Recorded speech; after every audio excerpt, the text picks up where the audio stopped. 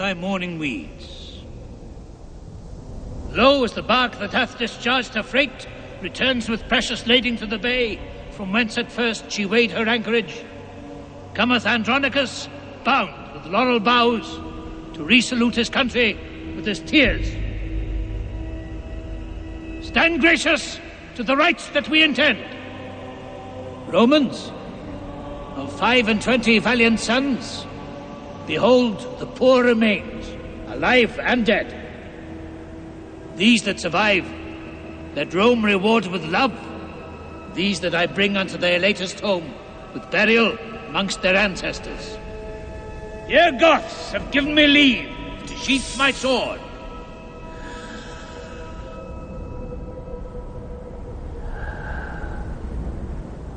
Titus, unkind and careless of thine own, why sufferest thou thy sons unburied yet to hover on the dreadful shore of Styx?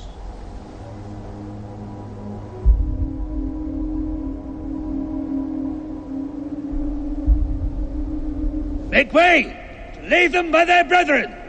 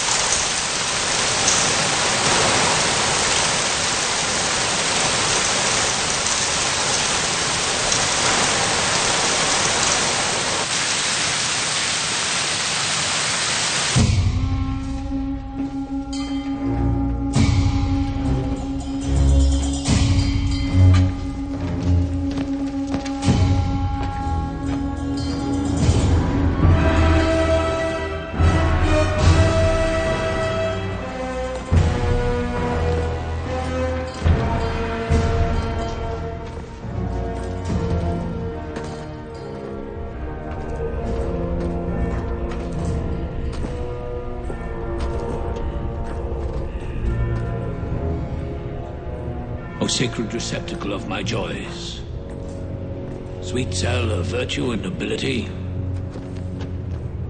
how many sons of mine hast thou in store, that thou wilt never render to me more?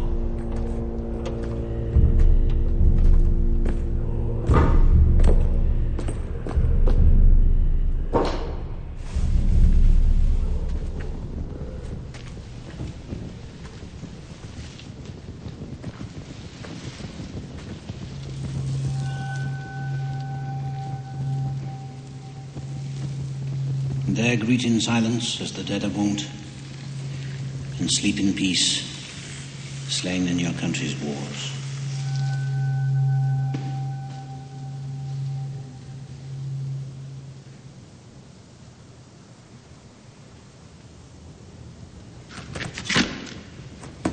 Give us the proudest prisoner of the Goths, that we may hew his limbs, and on a pile add Manus Fratrem, sacrifice his flesh, that so the shadows be not unappeased, nor we disturbed with prodigies on earth. I give him you, the noblest that survives, the eldest son of this distressed queen. Stay, Roman brethren! Gracious conqueror, victorious Titus, rue the tears I shed, the mother's tears and passion for her son. No! If thy sons were ever dear to thee, who think my son to be as dear to me, suffice it not that we are brought to Rome to beautify your triumphs and return captive to thee in thy Roman yoke. Must my sons be slaughtered in the streets for valiant doings in their country's cause?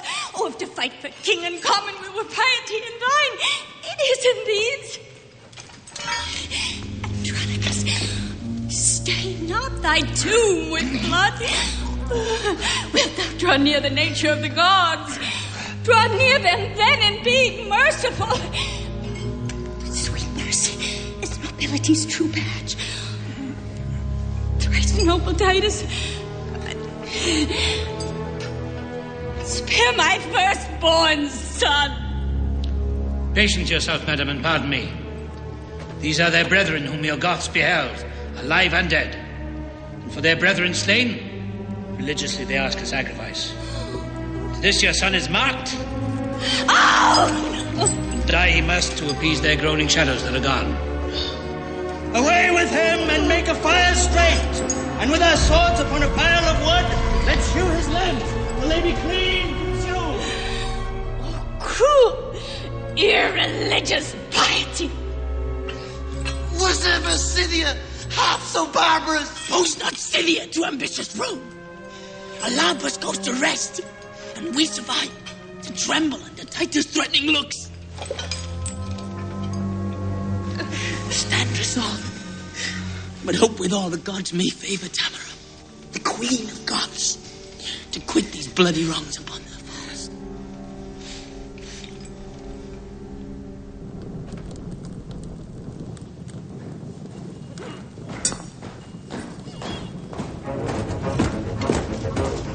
See, Lord and Father, how we have performed our Roman rites. Alarbus' limbs are lopped, and entrails feed the sacrificing fire. Remaineth naught but to inter our brethren, and with loud alarums welcome them to Rome.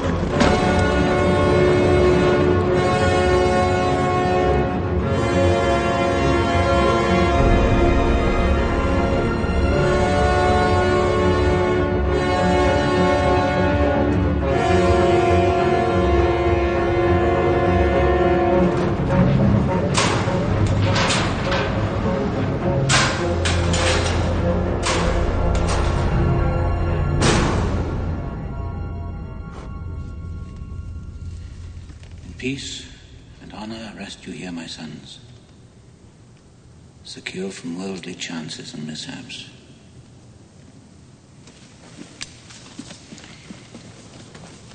Here lurks no treason.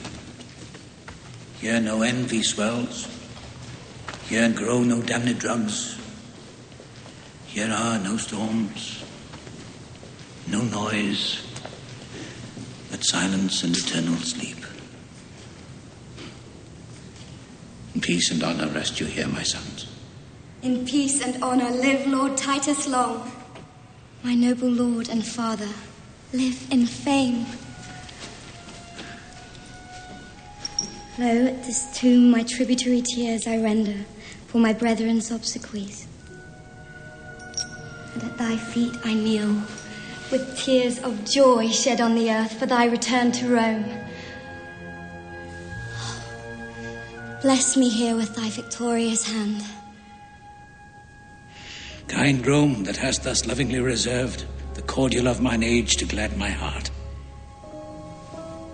Lavinia, live. Outlive thy father's days, and fame's eternal date for virtue's praise.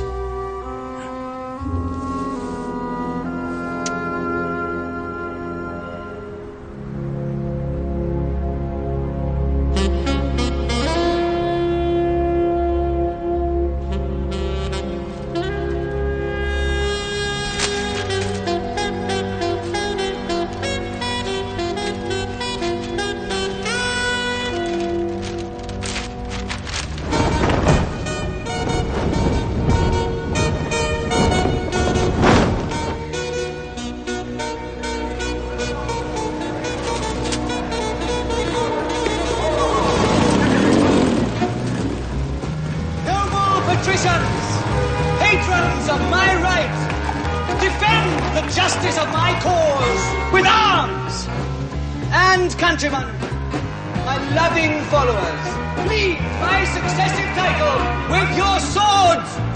Romans, friends, followers, favourers of my right. If ever Bassianus, Caesar's son, were gracious in the eyes of royal Rome, keep then this passage to the capital. I am the firstborn son that was the last that wear the imperial diadem of Rome. And suffer not dishonour to approach the imperial seat. To virtue consecrate, to justice, continence, and nobility. Then let my father's honours live in me. No wrong by age with this indignity. Certain pure elections shine, and Romans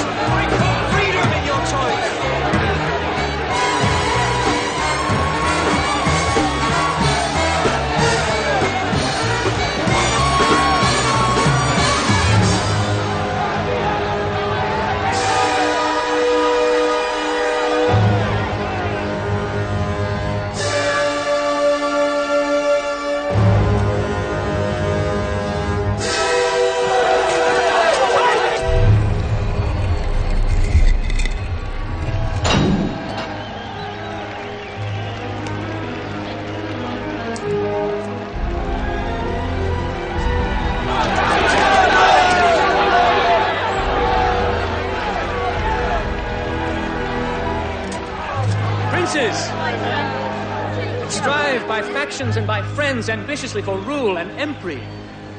Know that the people of Rome have by common voice in election for the Roman empery chosen Andronicus, a nobler man, a braver warrior lives not this day within the city walls.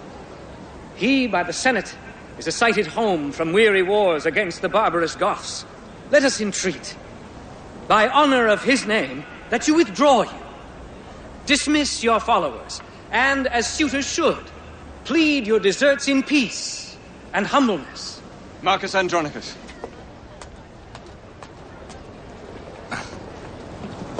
So I do rely on thy uprightness and integrity. And so I love and honor thee and thine, thy noble brother, Titus, and his sons, and her to whom my thoughts are humbled all. Gracious Lavinia, Rome's rich ornament, that I will here dismiss my loving friends. And to my fortunes and the people's favor, commit my cause in balance to be weighed.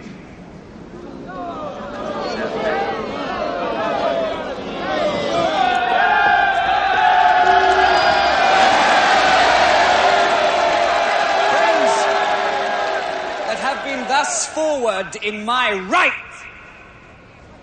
I thank you all, and here dismiss you all.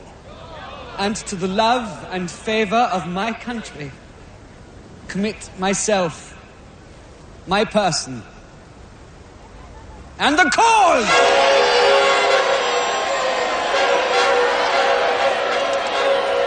Rome, be as just and gracious unto me as I am confident and kind to thee. Open the gates and let me in!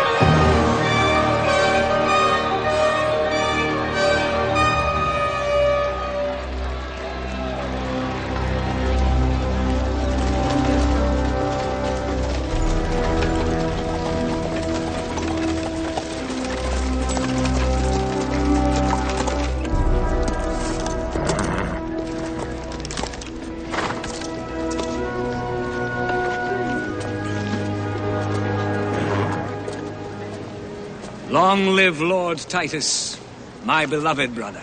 Thanks, gentle Tribune. Noble brother, Marcus. And welcome, nephews from successful wars, you that survive and those that sleep in fame. Titus Andronicus, the people of Rome send thee by me their tribune and their trust. This haliament of white and spotless hue, name thee in election for the empire. With these our late deceased emperor's sons. Be candidatus then, and put it on, and help to set a head on headless Rome. A better head her glorious body fits than this that shakes for age and feebleness.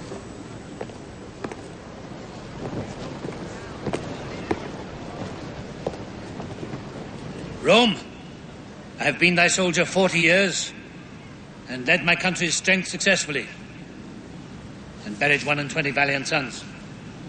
Give me a staff of honor for mine age, but not a scepter to control the world. Upright ye held it, lords, held at last. Titus, thou shalt but ask and have the empery. Proud and ambitious Tribune, canst thou tell? Patience, Princess. Romans! Do me right! Patricians, draw your swords and sheathe them not till Saturninus be Rome's emperor! Andronicus, would thou were shipped to hell rather than rob me of the people's hearts. Proud Saturnine, interrupter of the good that noble-minded Titus means to thee. Content thee, Prince. I will restore to thee the people's hearts and wean them from themselves.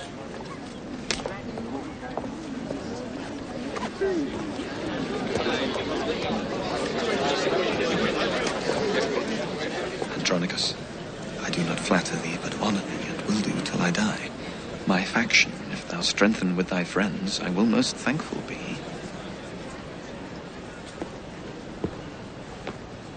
People of Rome, and people's tribunes here, I ask your voices and your suffrages.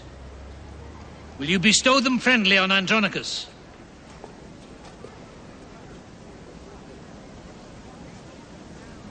To gratify the good Andronicus, and congratulate his safe return to Rome, the people will accept whom he admits. Tribunes, I thank you, and this suit I make, that you create your Emperor's eldest son, Lord Saturnine, whose virtues will, I hope, reflect on Rome as Titans rays on earth.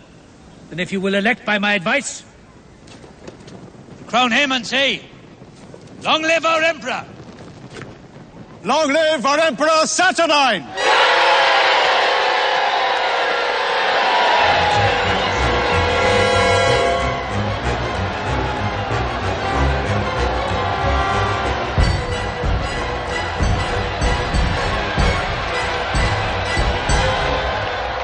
Patricians and plebeians, we create Lord Saturninus, Rome's great emperor, and say, long live our Emperor Saturnine!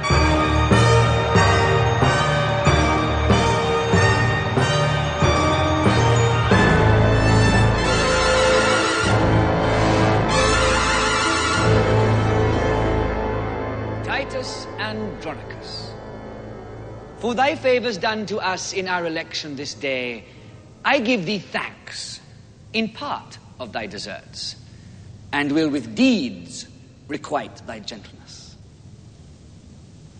And, for an onset, Titus, to advance thy name and honourable family, Lavinia will I make my empress, Rome's royal mistress, mistress of my heart, and in the sacred pantheon her espouse.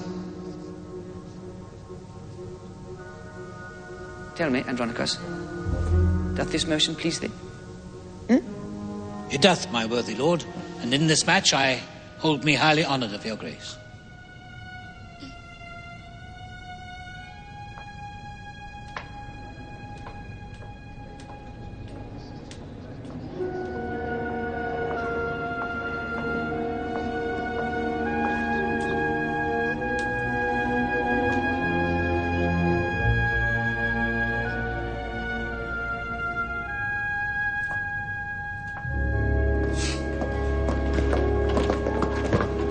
Here, in sight of Rome, the Saturnine, king and commander of our commonweal, the wide world's emperor, do I consecrate my sword, my chariot, and my prisoners. Presents well worthy Rome's imperial lord.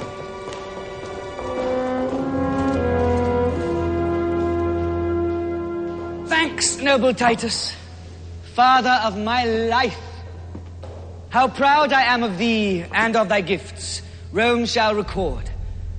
And when I do forget the least of these unspeakable deserts, Romans, forget thy fealty to me. Now, madam, are you prisoner to an emperor? To him that for your honour and your state will use you nobly and your followers.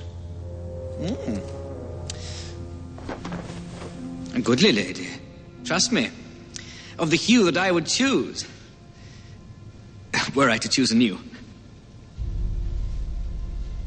Clear up, fair queen, that cloudy countenance. Though chance of war hath wrought this change of cheer, thou comest not to be made a scorn in Rome. Princely shall be thy usage, every way. Rest on my word. And let not discontent daunt all your hopes.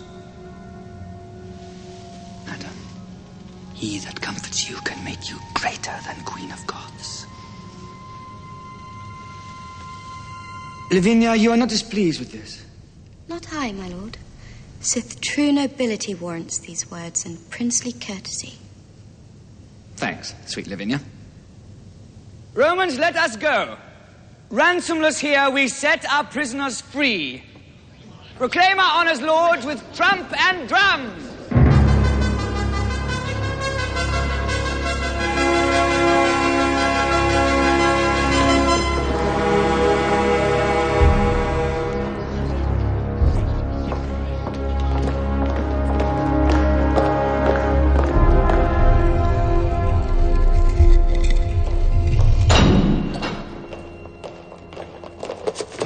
By your leave, this maid is mine. How, sir? Are you in earnest, then, my lord? I, noble Titus, am resolved withal. This prince, injustice, seizeth but his own. And that he will and shall, if Lucius live.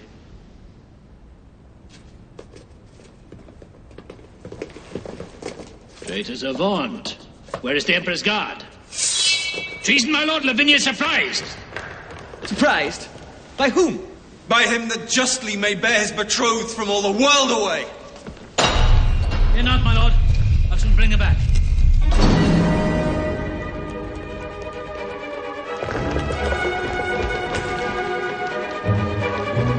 Brothers, help to convey her hence away. And with my sword, I'll keep this way safe. My lord, you pass not here. What, villain? Boy! Pass me my way in Rome, huh?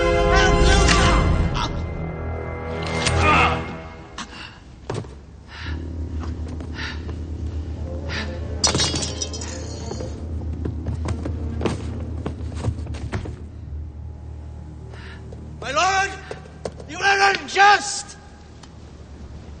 And more than so, in wrongful quarrel you have slain your son. Nor thou nor he are any sons of mine. My sons would never so dishonor me.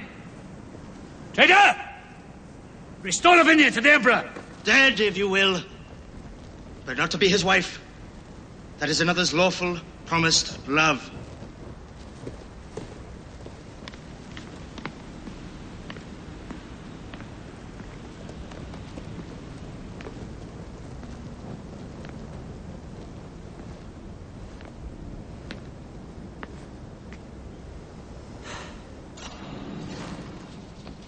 No, Titus, no! The Emperor needs her not. Nor her, nor thee, nor any of thy stock. I'll trust by leisure him that mocks me once. Thee never! Nor thy traitorous haughty sons, confederates, all thus to dishonour me. But go thy ways, go! A valiant son-in-law shalt thou enjoy, one fit to bandy with thy lawless sons!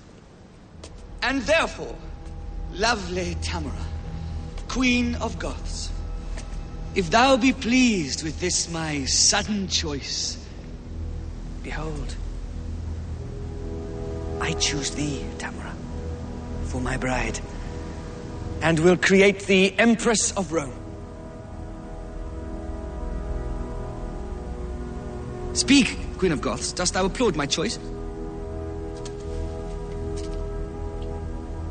If Saturnine advance the Queen of Goths, she will a handmaid be to his desires, a loving nurse, a mother to his youth.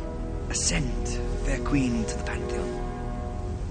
Lords, accompany your noble emperor and his lovely bride. There shall we consummate our spousal rights.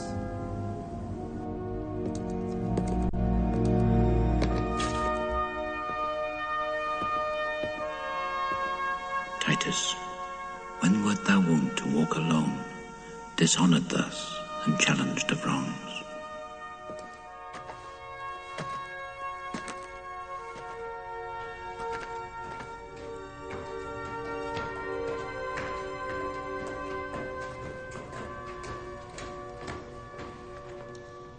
Oh, Titus, see.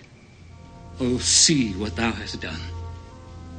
In a bad quarrel, slain a virtuous son. No, foolish tribune, no. No son of mine. Nor thou, nor these, confederates in the deed that hath dishonoured all our family. Let us give him burial as becomes. Give Mutius burial with our brethren. Traitors, away, he rests not in this tomb. Here none but soldiers and Rome's servitors repose in fame. None basely slain in brawls. Bury him where you can. He comes not here. My lord, this is impiety in you. He must be buried with his brethren. And shall, or him we will accompany. And shall? What villain was it spake that word? He that would have vowed it in any place but here. Well, would you bury him in my despite? No, noble Titus. But entreat of thee to pardon Mutius and to bury him.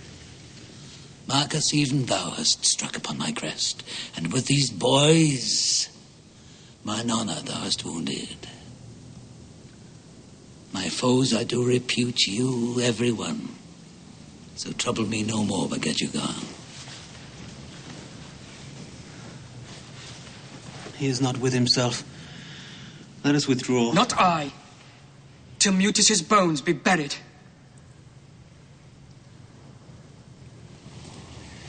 Father, And in that name doth nature speak. Dear Father, soul and substance of us all. Renowned Titus, more than half my soul. Rise, Marcus, rise. The dismal stage this dread I saw. To be dishonored by my sons in Rome. Well, bury him. And bury me the next.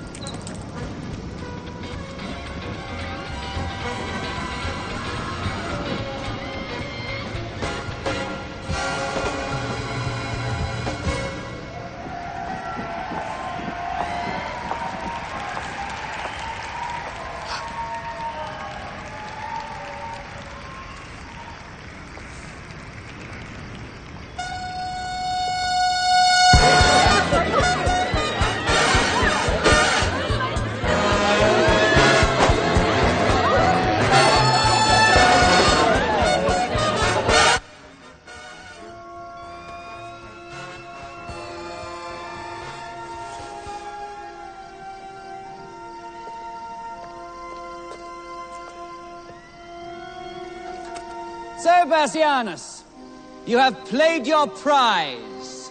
God give you joy, sir, of your gallant bride. And you of yours, my lord. Say no more, or wish no less, and so I take my leave. Traitor!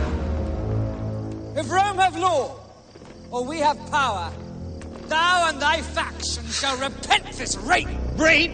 Call you in, my lord, to seize my own, my true betrothed love, and now my wife? And let the laws of Rome determine all. Meanwhile, I'm possessed of that is mine. It is good, sir. You are very short with us. But if we live, we'll be as sharp with you. My lord, what I have done as best I may, answer I must and shall do with my life.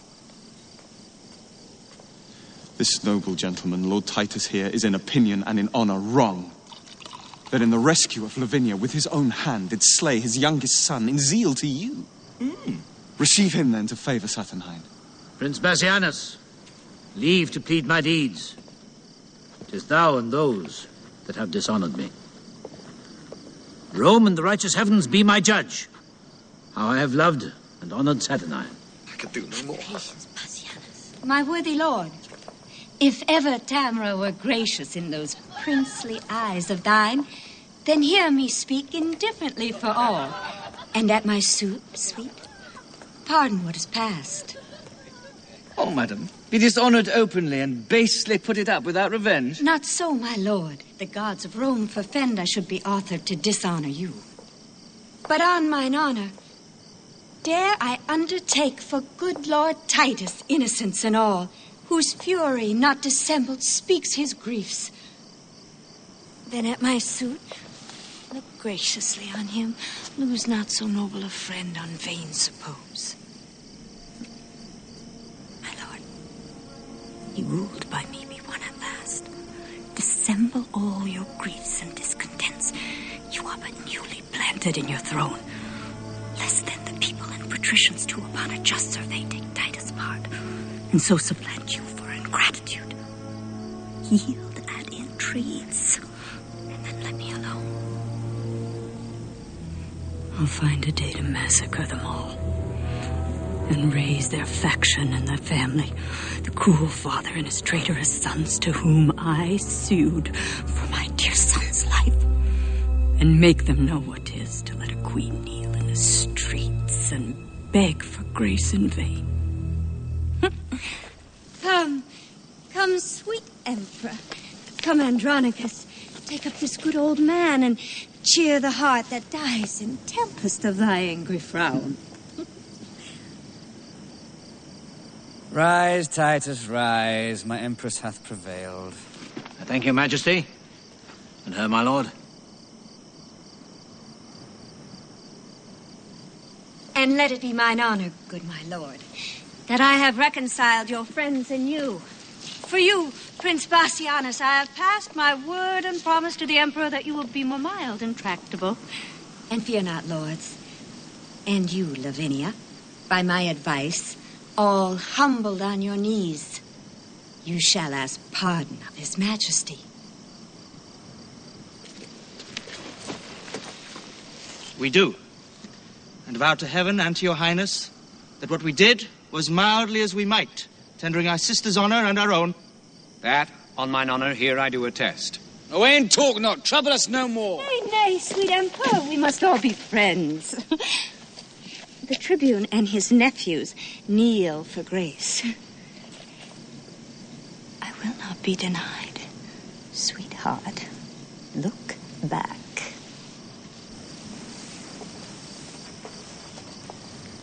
Marcus, for thy sake and thy brothers here, and at my lovely Tamara's entreats, I do remit these young men's heinous faults. Stand up.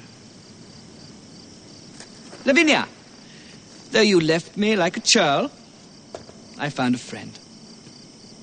Come, if the Emperor's court can feast two brides, you are my guest, Lavinia, and your friends. This day shall be a love day, Tamara.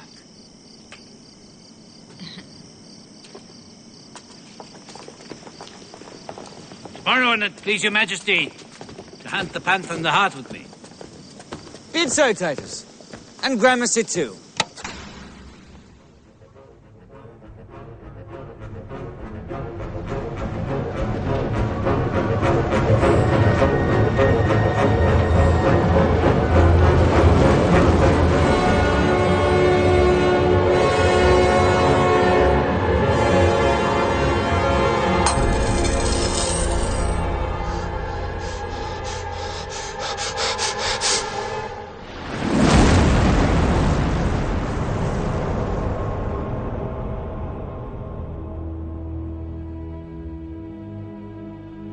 Now climbeth Tamara Olympus' top, safe out of fortune's shot, and sits aloft, secure of thunder's crack or lightning flash, advanced above pale envy's threatening reach.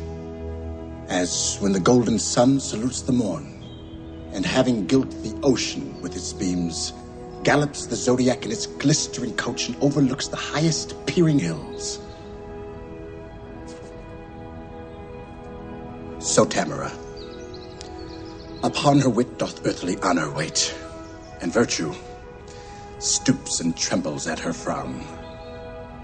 Then Aaron, arm thy heart, and fit thy thoughts to mount aloft with thy imperial mistress, and mount her pit whom thou in triumph long hast prisoner held, fettered in amorous chains.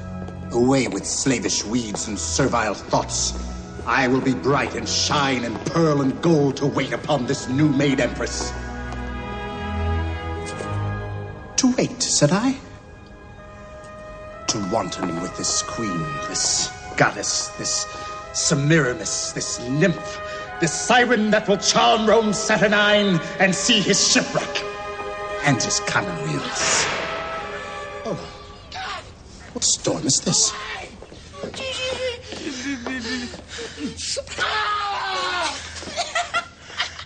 Chiron, thy years once wit, thy wit once edge and manners to intrude where I am graced. And may, for aught thou knowest, affected be. Demetrius, thou dost overween in all, and so in this to bear me down with braves? Oh, 'tis not the difference of a year or two makes me less gracious or thee more fortunate. I am as able and as fit as thou to serve and to deserve my mistress' grace, and that my sword upon thee shall approve and plead my passions for Lavinia's love. Clubs, these lovers will not keep the peace. Why, boy? Although our mother, unadvised, gave you a dancing rapier by your side, are you so desperate grown to threat your friends? Go to. Have your laugh glued within your sheath till you know better how to handle it. Meanwhile, sir, with what little skill I have, full well thou shalt perceive how much I dare.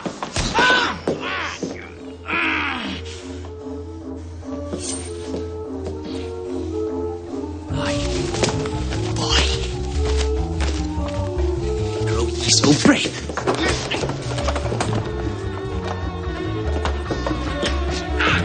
How now, Lord?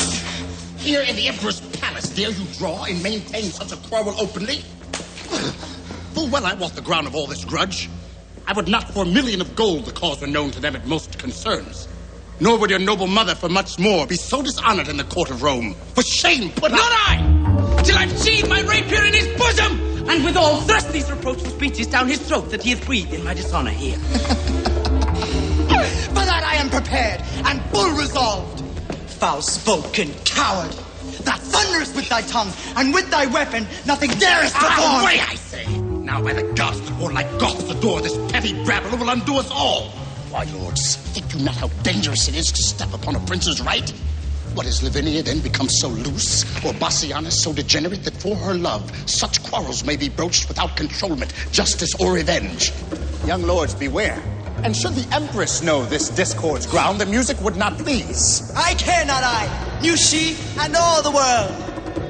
I love Lavinia more than all the world. Youngling, learn now to make some meaner choice. Lavinia is thine elder brother's hope.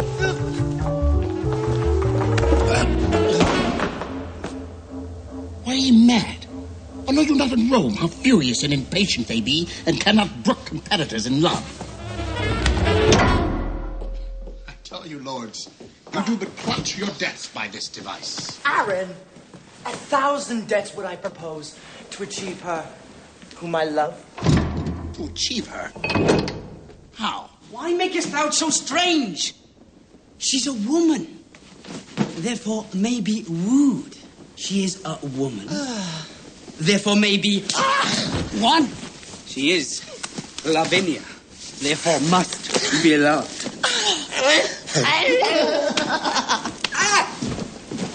Why, then it seems some certain snatch or so would serve your turns. Aye, so the term was served. Aaron, thou hast hit it. Would you had hit it too? Then should not we be tired with this ado? Are you such fools to square for this? Would it offend you then that both should speed? Faith, not me. No me. So I will one. For shame be friends, and join for that you jar. 'Tis policy and stratagem must do that you effect. And I have found the path. My lords, a solemn hunting is at hand. There will the lovely Roman ladies troop. The forest walks are wide and spacious. Many unfrequented plots there are fitted by kind for rape and villainy. Single you thither, then, this dainty doe, and strike her home by force, if not by words. This way, and not at all, stand you in hope. Come, our Empress, with her sacred wit, will we acquaint with all that we intend.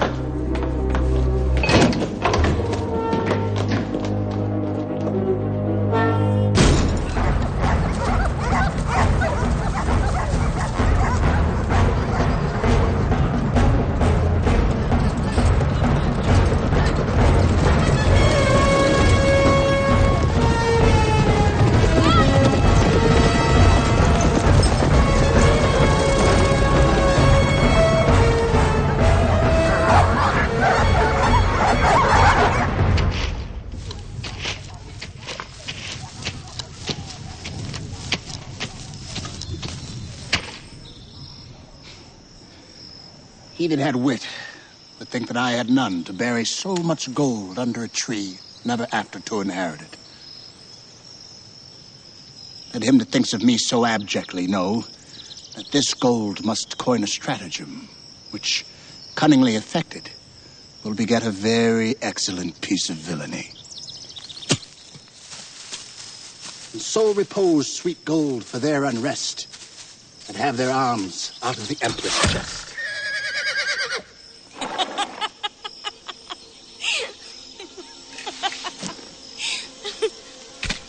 Lovely Aaron, wherefore look'st thou sad when everything doth make a gleeful boast?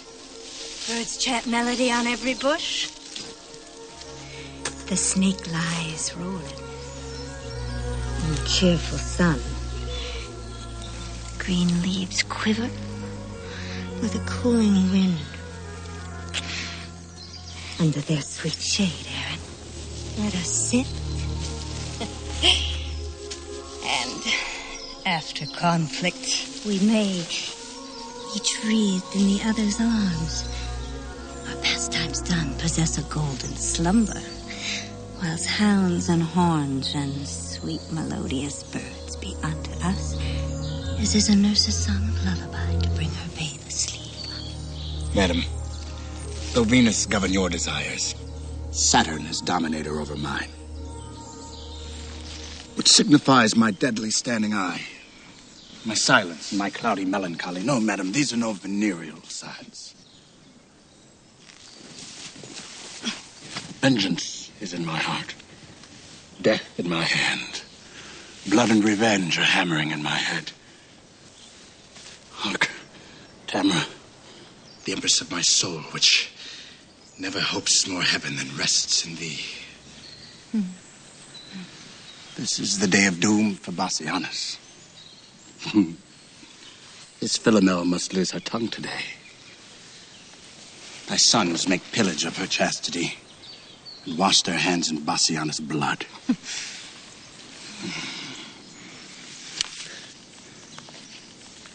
Seest thou this letter? Take it up, I pray thee, and give the king this fatal plotted scroll.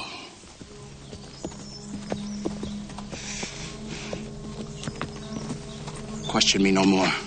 We are spied. Oh, my sweet Moor, sweeter to me than life. No more, great empress. Bassianus comes. No. Be cross with him, and I'll go fetch thy sons to back thy quarrels, whatsoe'er they be.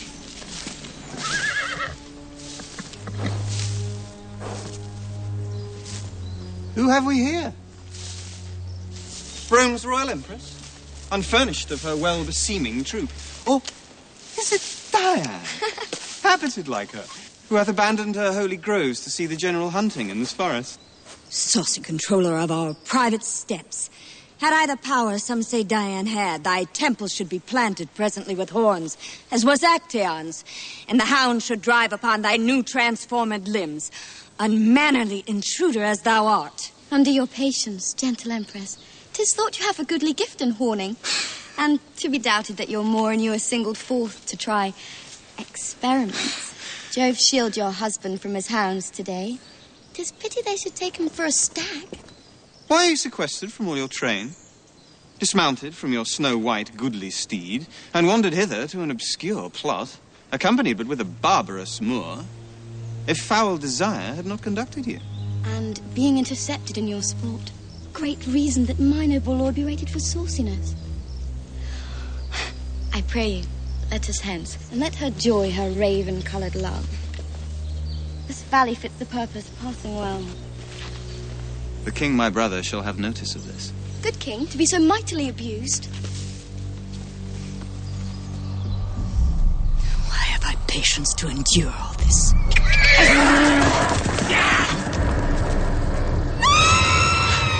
And our dear sovereign and our gracious mother. Why doth your highness look so pale and wan? Have I not reason, think you, to look pale? These two have enticed me hither to this place. Barren, detested vale, you see it is. When they showed me this abhorred pit, they told me here, at dead time of the night, 1,000 fiends, 1,000 hissing snakes, 10,000 swelling toads will make such fearful and confused cries as any mortal body hearing it should straight fall mad or else die suddenly. No sooner had they told this hellish tale than straight they told me they would bind me here and leave me to this miserable death. And then they called me foul adulteress, lascivious Goth, in all the bitterest terms that ever ear did hear to such effect. And had you not, by wondrous fortune come, this vengeance on me had they executed.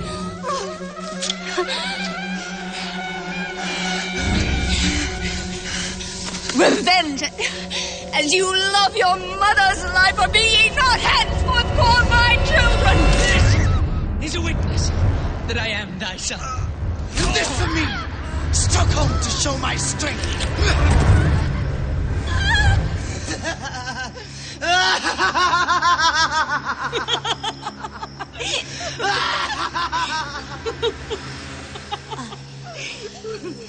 Come, Semiramis! Nay, barbarous Tamara, for no name fits thy nature but thy own. Give me the poignard, your mother's hand shall right your mother's... Stay! Madam, here is more belongs to her. First thrash the corn, then after burn the straw. This minion stood upon her chastity, upon her nuptial vow, her loyalty. And with that painted hope she braves your mightiness. And shall she carry this unto her grave? And if she do, I were a eunuch. Drag hence her husband to some secret hole and make his dead trunk pillow to our lust. When ye have the honey ye desire, let not this wasp outlive us all to sting. I warrant you, madam, we will make that sure. Come, mistress. Now, perforce, we will enjoy that nice preserved honesty of yours. Oh, Tamara, thou bearest a woman's face. I will not hear her speak. Away with her. Sweet lords, entreat her, hear me but a word. Oh, listen, fair man. Let it be your glory to see her tears, but be your heart to them as unrelenting flint to drops of rain. When did the tiger's young ones teach the dam? Do not learn her wrath. She taught it thee. The milk thou suckst from her did turn to marble. Yet every mother breeds not sons alike. Do thou entreat her show a woman's pity? What? Wouldst thou have me prove myself a bastard? Oh, be to me, though thy hard heart say no, nothing so kind, but something pitiful. I know not what it means. Away with her. Let me teach thee, for my father's sake that gave thee life, when well he might have slain thee. Hadst thou in person never offended me, even for his sake am I pitiless. Remember, boys, I poured forth tears in vain to save your brother from the sacrifice. But fierce Andronicus would not relent. Therefore, away with her. Use her as you will, the worse to her, the better loved of me. Tamara, be called a gentle queen, and with thine own hands kill me in this place, and tumble me into some loathsome pit, where never man's eye may behold my body. Do this, and be a charitable murderer. So should I rob my sweet sons of their fee? No. Let them satisfy their lust on me. Wait! For thou stayest here too long. Not great! No womanhood! Ah, beastly creature! Confusion fool! Bust up your mouth! Farewell, my sons. See that you make her sure. Here let my heart know merry cheer indeed, till all the Andronici be made away. Now will I hence to seek my lovely moor, and let my spleenful sons this troll deflower.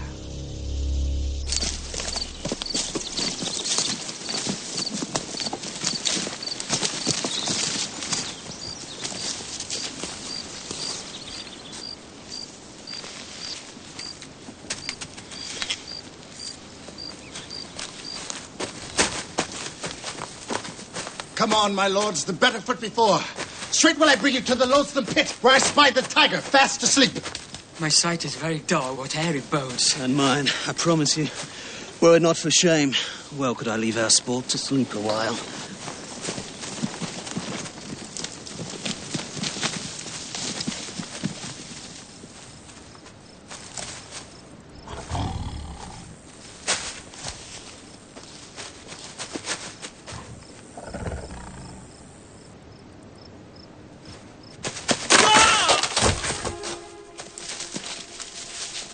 What, hast thou fallen? What subtle hole is this, whose mouth is covered with rude growing briars,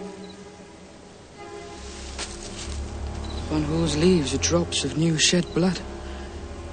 Speak, brother, hast thou hurt thee with the fall? Oh, brother, with the dismalest object heard that ever I with sight made heart lament. Why does not comfort me and help me out of this unhallowed and blood-stained hole? My heart suspects more than mine eye can see.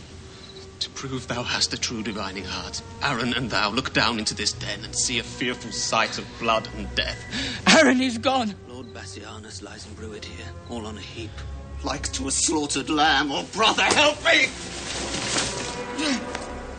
I have no strength to put thee to the brink!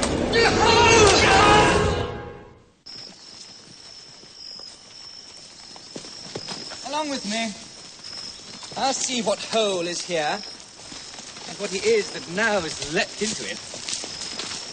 Say, who art thou that lately didst descend into this gaping hollow of the earth? The unhappy sons of old Andronicus, brought hither in a most unlucky hour to find thy brother Bassianus dead.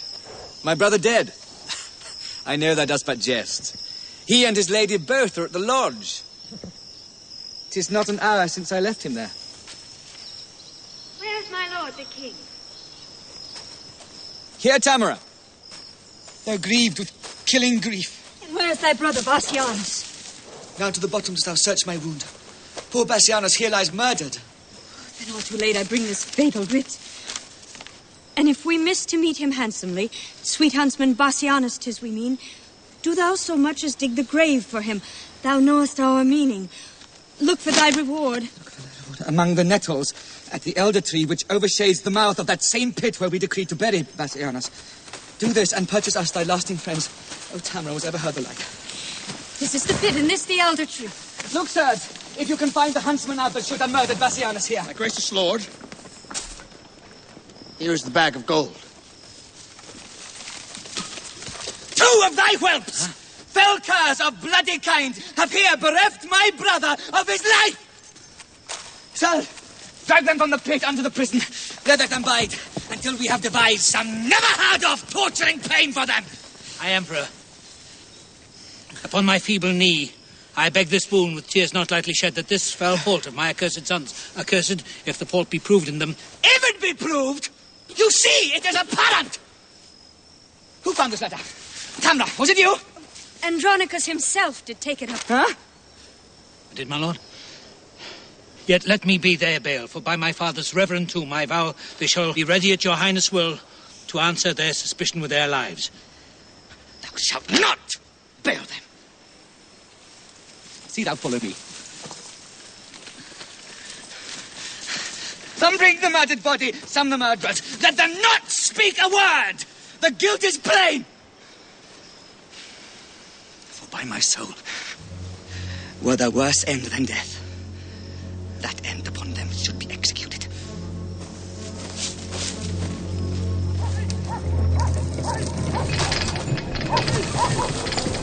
Andronicus, I will entreat the king. Fear not thy sons, they shall do well enough. Come, Lucius, come. Stay not to talk with them.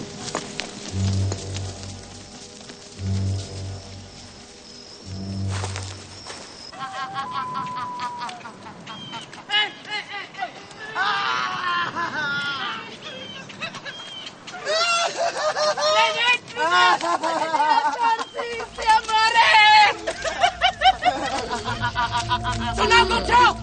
And if thy tongue can speak, who 'twas that cut thy tongue and ravished thee? Write down thy mind.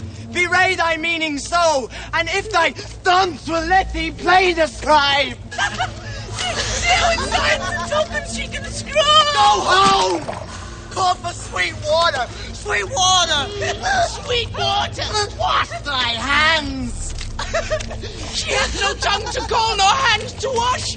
And so, let's leave it to her silent walks. And were it my case, I should go hang myself. If thou hadst hands to help thee knit the cord.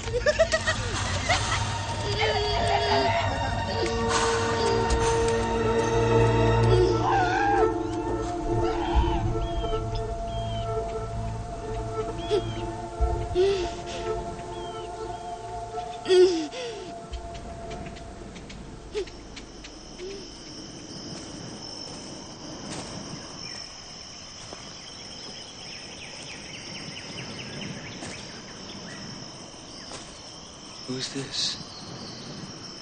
My niece?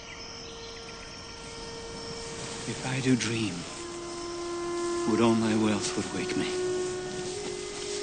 If I do wake, some planet strike me down that I may slumber in eternal sleep.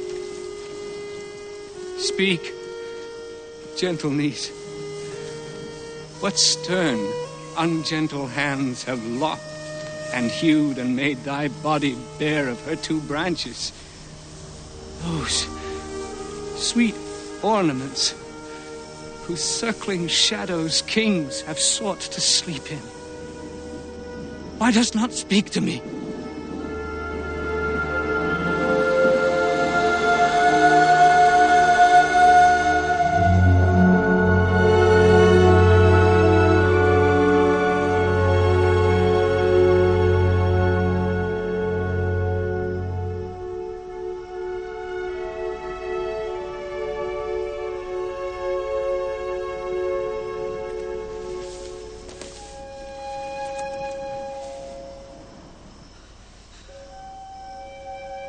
Come, let us go. And make thy father blind, for such a sight will blind a father's eye. An hour's storm will drown the fragrant meads, but will hold months of tears thy father's eyes. Do not draw back, for we will mourn with thee. Oh, could our mourning ease thy misery?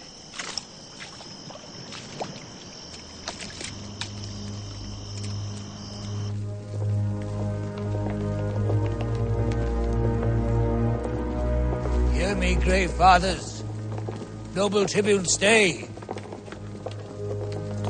For pity of mine age, whose youth was spent in dangerous wars whilst you securely slept. For all my blood in Rome's great quarrel shed. For all the frosty nights that I have watched. And for these bitter tears which now you see, filling the aged wrinkles in my cheeks. Be pitiful to my condemned sons, whose souls are not corrupted as 'tis thought.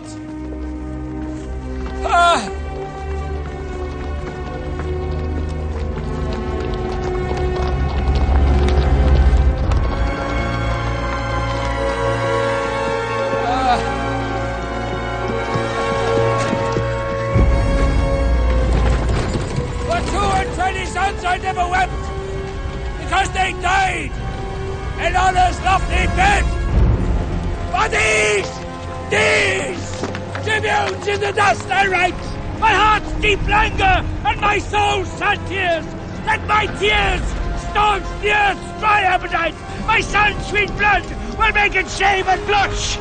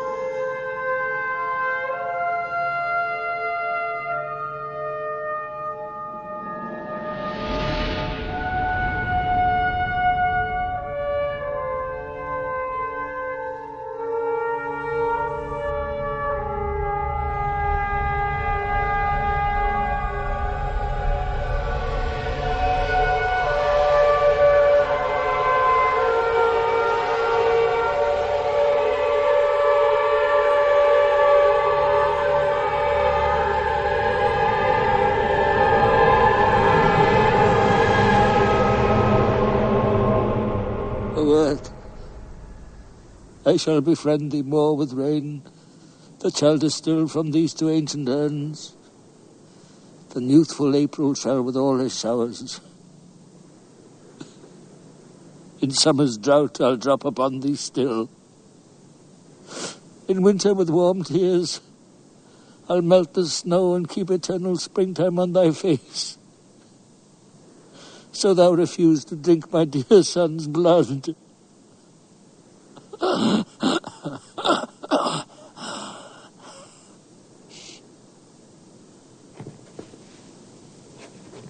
O reverend tribunes!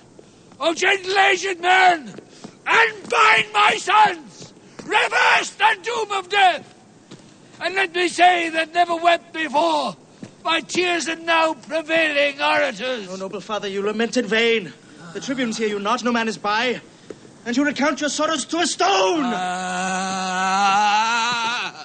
Lucius, for thy brothers let me plead. Grave tribunes, once more I entreat of you. My gracious lord, no tribune hears you speak. Why, it is no matter, man.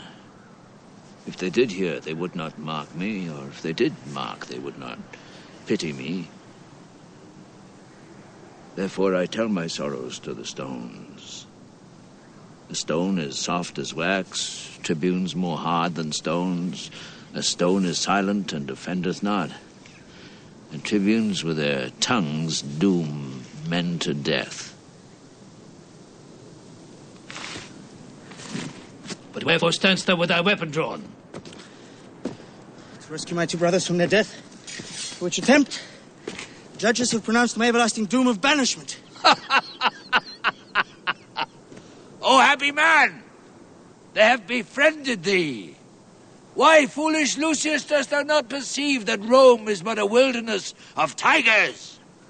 Tigers must prey, and Rome affords no prey but me and mine.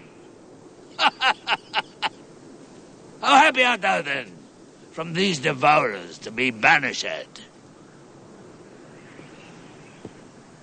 But who comes with our brother Marcus here? Titus, prepare thy aged eyes to weep, or if not so, thy noble heart to break. I bring consuming sorrow to thine age. Will it consume me? Let me see it, then. This was thy daughter.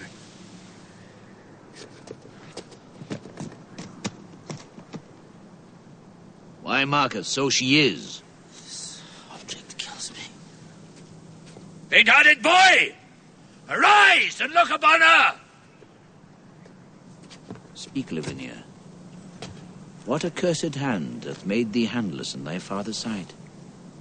What fool hath added water to the sea, or brought a torch to bright burning Troy?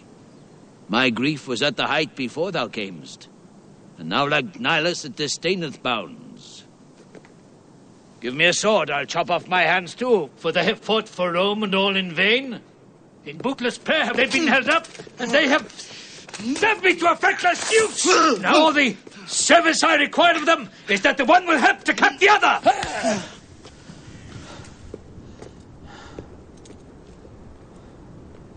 Speak, gentle sister. Who hath martyred thee? Oh, that delightful engine of her thoughts is torn from forth that pretty hollow cage. Say thou for her. Who hath done this deed? Oh, thus I found her, straying in the park, seeking to hide herself, as doth the deer that hath received some unrecuring wound. It was my deer. And he that wounded her hath hurt me more than had he killed me dead. For now I stand as one upon a rock, environed with a wilderness of sea. This way to death, my wretched sons have gone. Here stands my other son, a banished man, and here my brother weeping at my woes. But that which gives my soul the greatest spurn is dear Lavinia, dearer than my soul. Gentle daughter, let me kiss thy lips. or make some sign how I may do thee ease.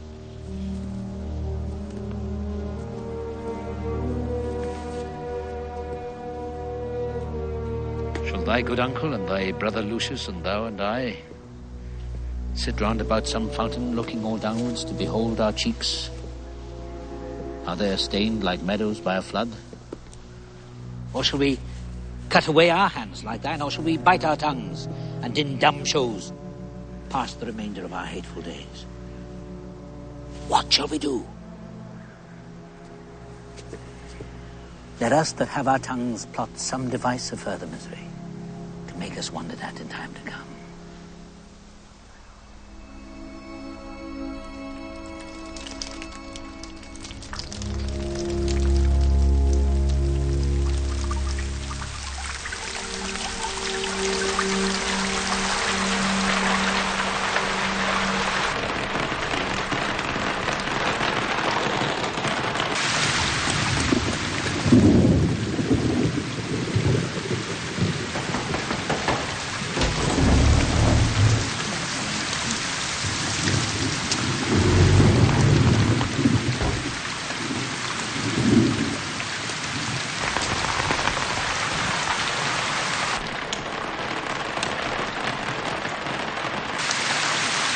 Highness Andronicus, my lord the Emperor sends thee this word, that if thou love thy sons, let Marcus, Lucius, or thyself, O Titus, or any one of you, chop off your hand and send it to the king.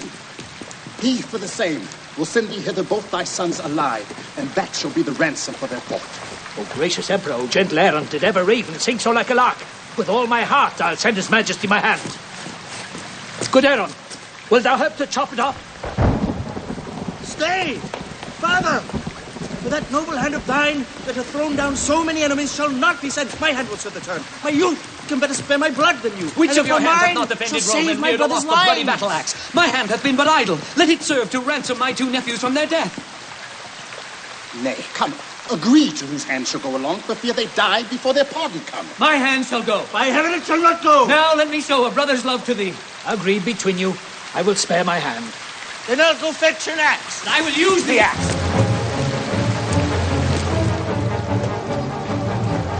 Come hither, Aaron. I'll deceive them both. Lend me thy hand, and I will give thee mine. That be called deceit. I will be honest.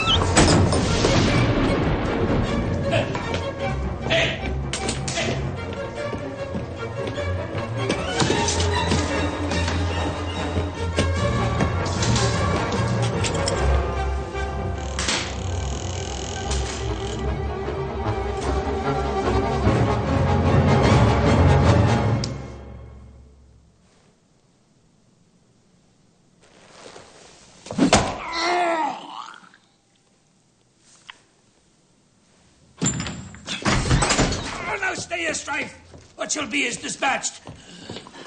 But Aaron, give his majesty my hand. Tell him it was a hand that warded him from 1,000 dangers. Bid him bury it! As for my sons, say I, account of them as jewels purchased at an easy price. I go, Andronicus, and for thy hand, look by and by to have thy sons with thee. Their heads, I mean. Oh, how this villainy doth fat me with the very thoughts of it. Let fools do good, and fair men call for grace. Aaron will have his soul black, like his face.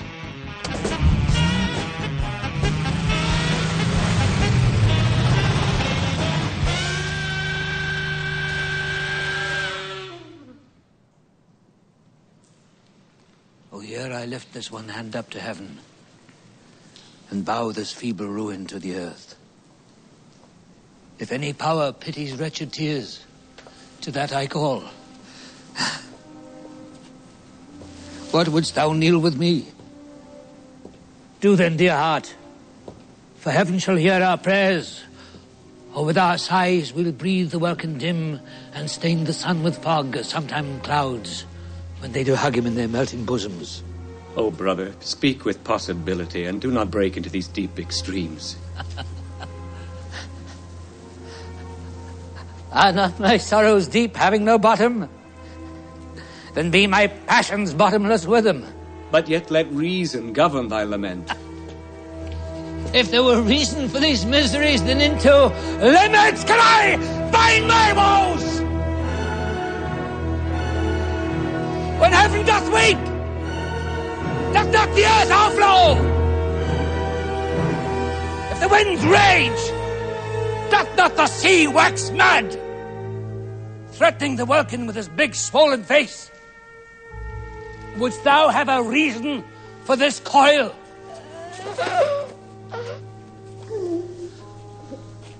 I am the sea.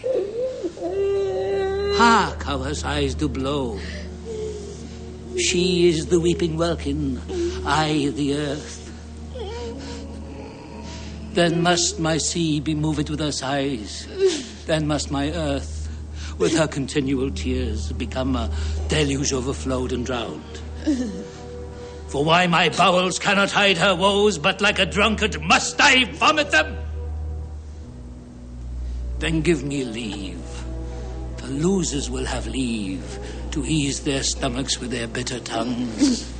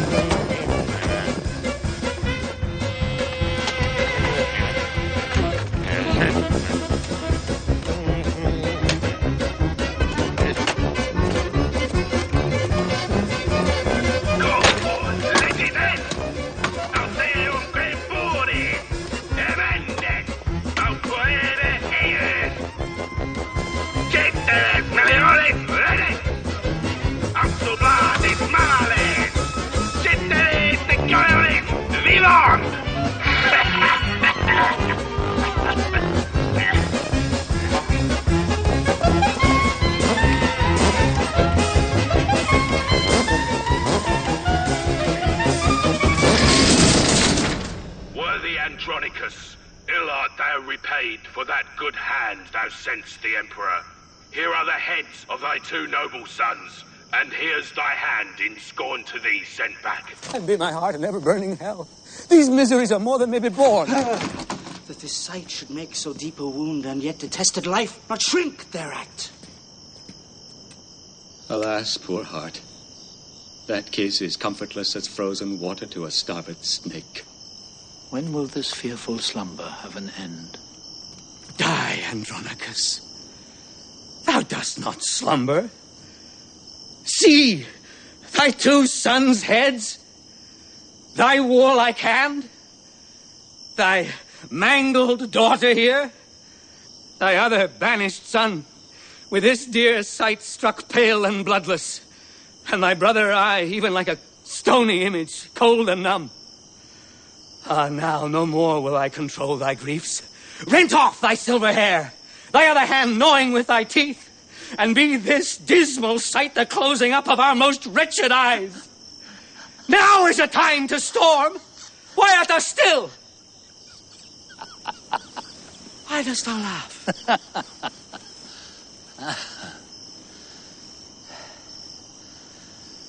Why I have not another tear to shed. Besides, this sorrow is the enemy, and would usurp upon my watery eyes and make them blind with tributary tears. Then which way shall I find Revenge's cave? For these two heads do seem to speak to me, and threat me I shall never come to bliss, till all these mischiefs be returned again, even in their throats that have committed them.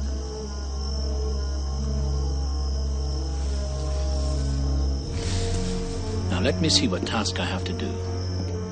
You heavy people circle me about, that I may turn me to each one of you, and swear unto my soul to right your wrongs.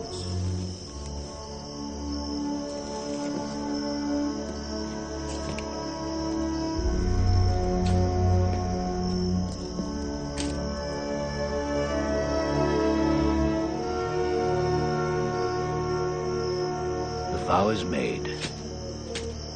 Come, brother, take a head. And in this hand the other will I bear. Thou, Lavinia, thou shalt be employed. Bear thou my hand, sweet wench, between thy teeth. As for thee, boy, go get thee from my sight. Thou art an exile, and thou must not stay. Hie to the Goths and raise an army there.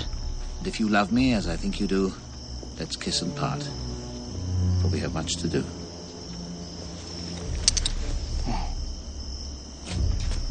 Farewell, Andronicus, my noble father.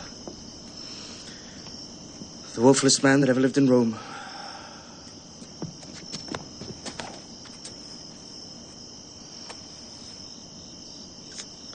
Now will I to the Goths and raise a power to be revenged on Rome and Saturnine.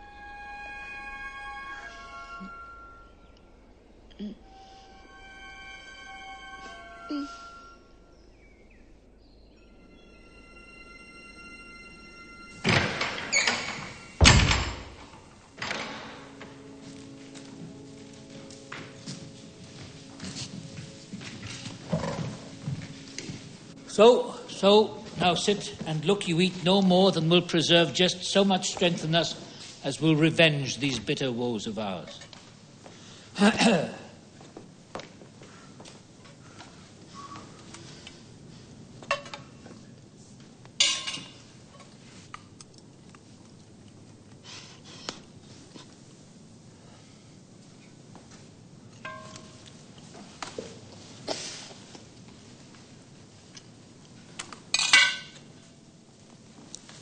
Thou map of woe, that thus dost talk in signs. When thy poor heart beats with outrageous beating, thou canst not strike it thus, to make it still.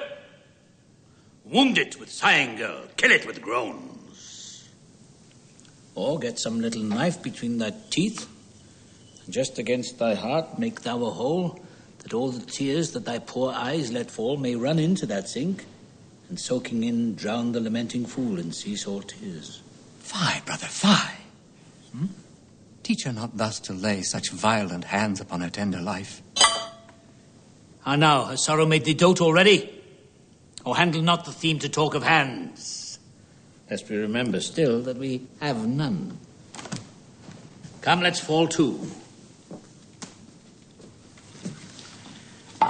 Gentle girl, eat this.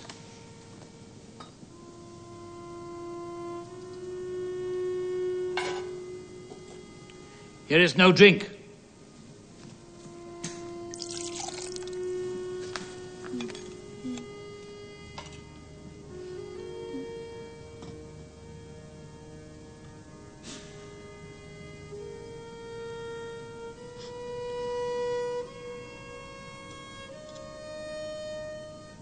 Hark, Marcus, what she says.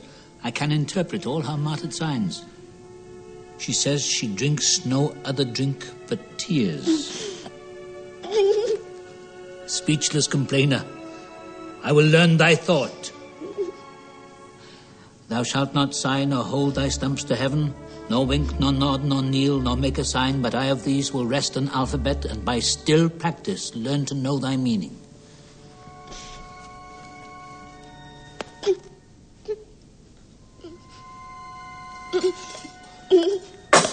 Dost thou strike at Lucius with thy knife? At that I have killed, my lord, a fly. Outdone thee, murderer! Kill'st my heart. A deed of death done on the innocent becomes not Titus' grandson. Get thee gone. I see thou art not for my company. Alas, my lord, I have but killed a fly. But how if that fly had a father and mother? How would they hang their slender gilded wings and buzz lamenting doings in the air? Poor, harmless fly, that with his pretty buzzing melody came here to make us merry, and thou hast killed him. Pardon me, sir. It was a black, ill-favoured fly, like to the Empress More. Therefore I killed him. Oh. Oh. Oh. Pardon me for apprehending thee, for thou hast done a charitable deed. Give me thy knife. I will insult on him, flattering myself as if it were the Moor, come hither purposely to poison me. This for thyself, and that's for Tamara!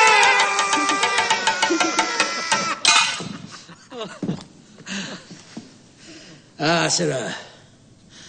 As yet, I think we are not brought so low, but that between us we can kill a fly that comes in likeness of a coal-black Moor.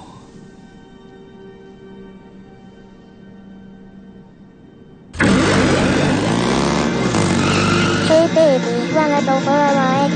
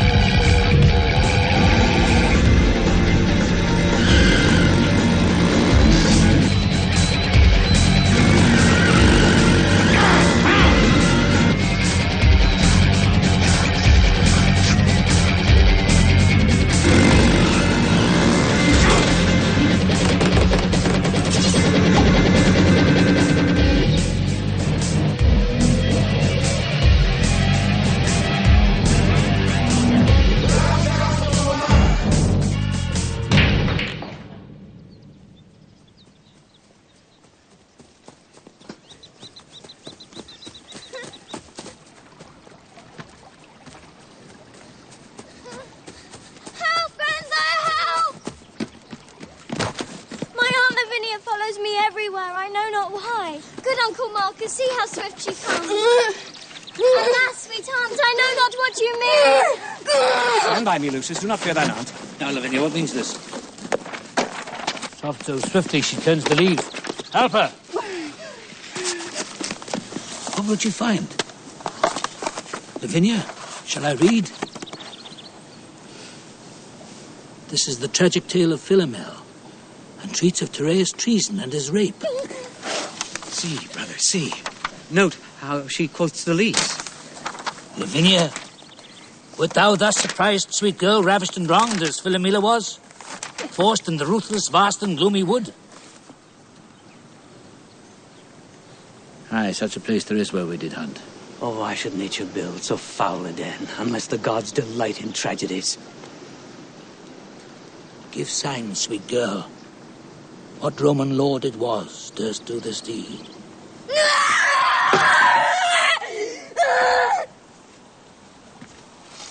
My lord, look here. Look here, Lavinia. This sandy plot is plain. Guide, if thou canst, this after me, when I have writ my name without the help of any hand at all.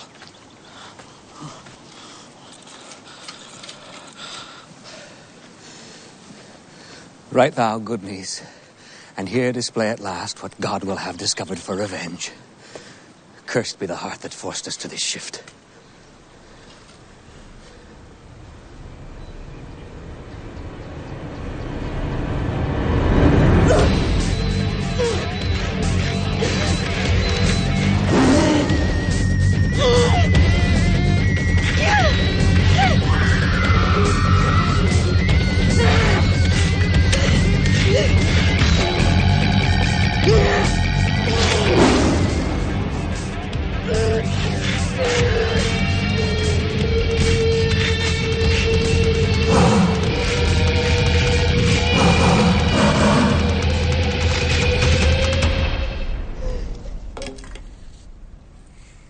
Chiron and Demetrius.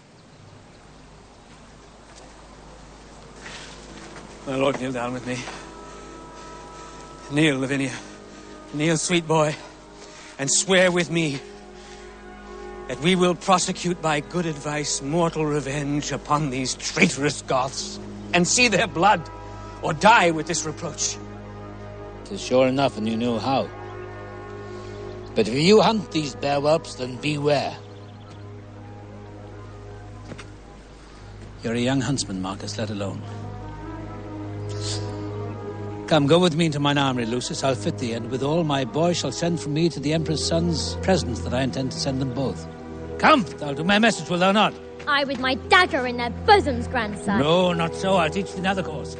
Lavinia, come. Marcus, look to my house.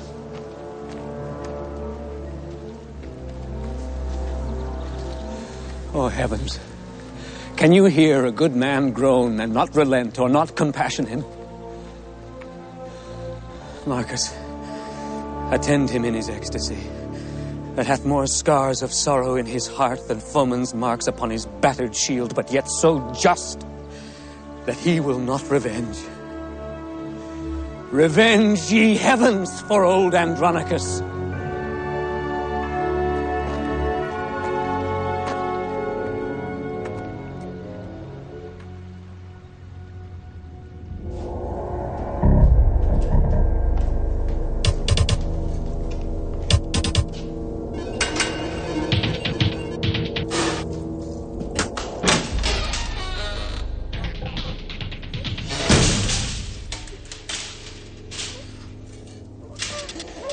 Demetrius! Here's the son of Lucius. He had some message to deliver us. Aye, some mad message from his mad grandfather.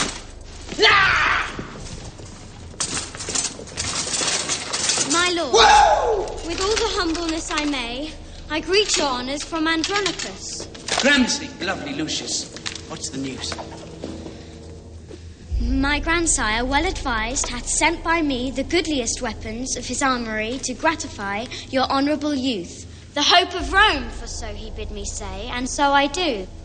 And so I leave you both, like bloody villains.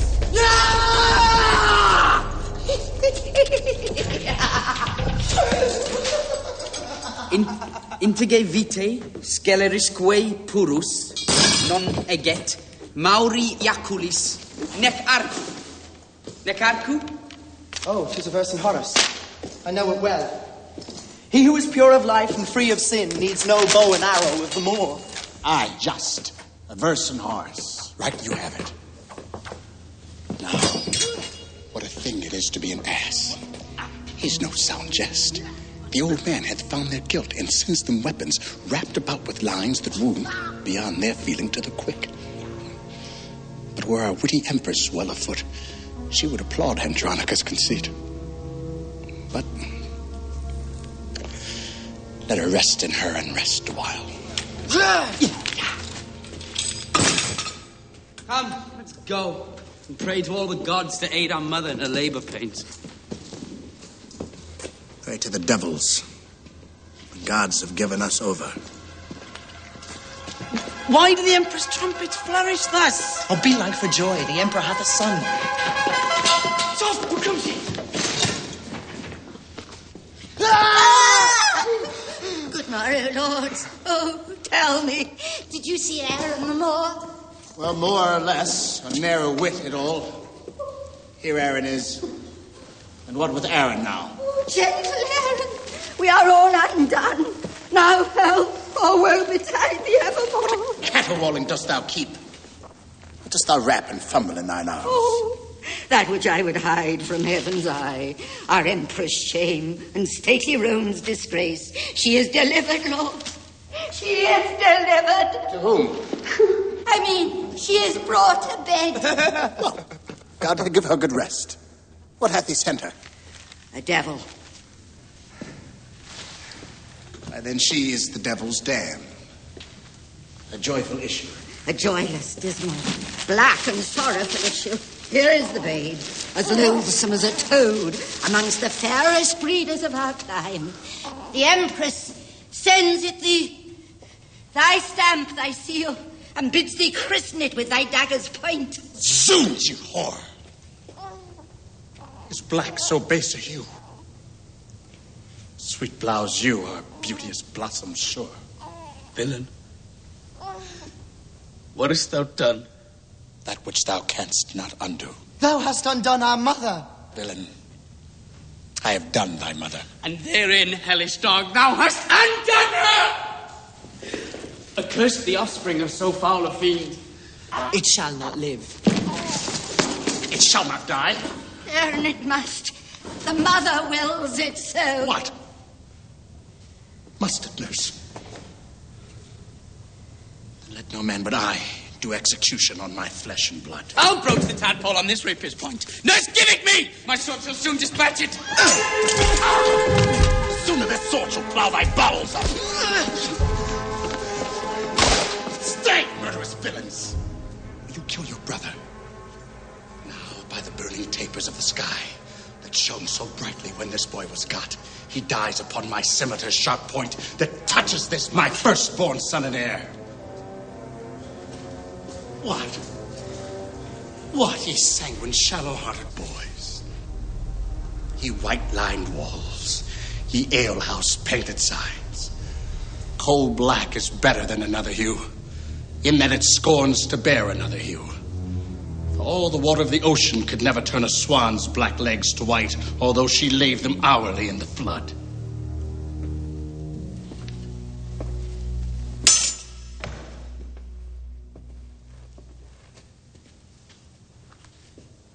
Tell the Empress for me that I am of age to keep mine own. Excuse it how she can. Wilt thou betray thy noble mistress thus? My mistress is my mistress. This, myself. The vigor and the picture of my youth. This before all the world do I prefer. This spite all the world will I keep safe. Or some of you shall smoke for it in Rome. By this, our mother is forever shamed. The Emperor in his rage will doom her death. I blush to think upon this ignominy. Why, there's the privilege your beauty bears. Fie, treacherous hue that will betray with blushing the close inacts and counsels of the heart. Here's a young lad, framed of another leer.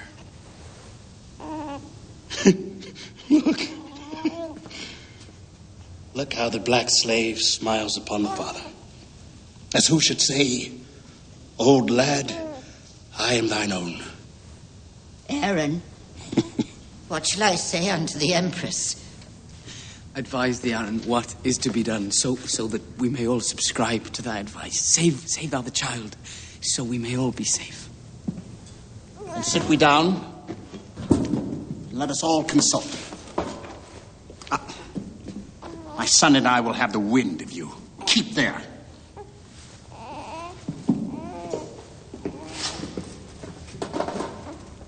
Now, talk at pleasure of your safety. How many women saw this child of his? So brave lords, when we join in league, I'm a lamb. But if you brave them all, the chafed boar, the mountain lioness, the ocean swells not so as Aaron's storms.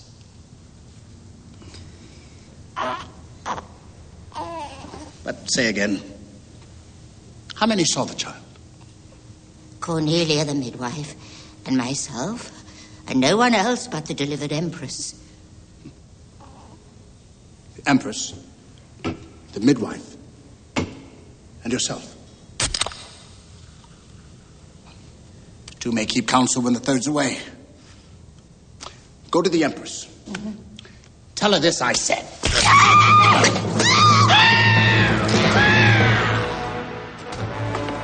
So cries a pig prepared to the spit. What meanest thou, Aaron? Wherefore didst thou this?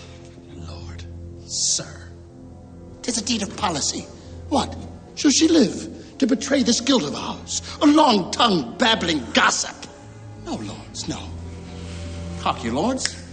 You see I've given her physic. You must needs bestow her funeral.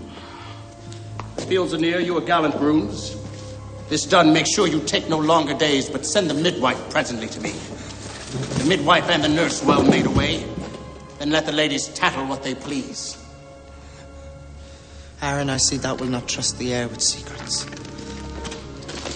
For this care of Tamara, herself and hers are highly bound to thee.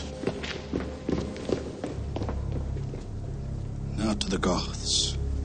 As swift as swallow flies, there to dispose this treasure in mine arms, and secretly to greet the Emperor's friends. Come on, you thick-lipped slave. I'll bear you hence, for it is you who puts us to our shifts. I'll make you feed on berries and on roots, and cabin in a cave, and bring you up to be a warrior, and command a camp.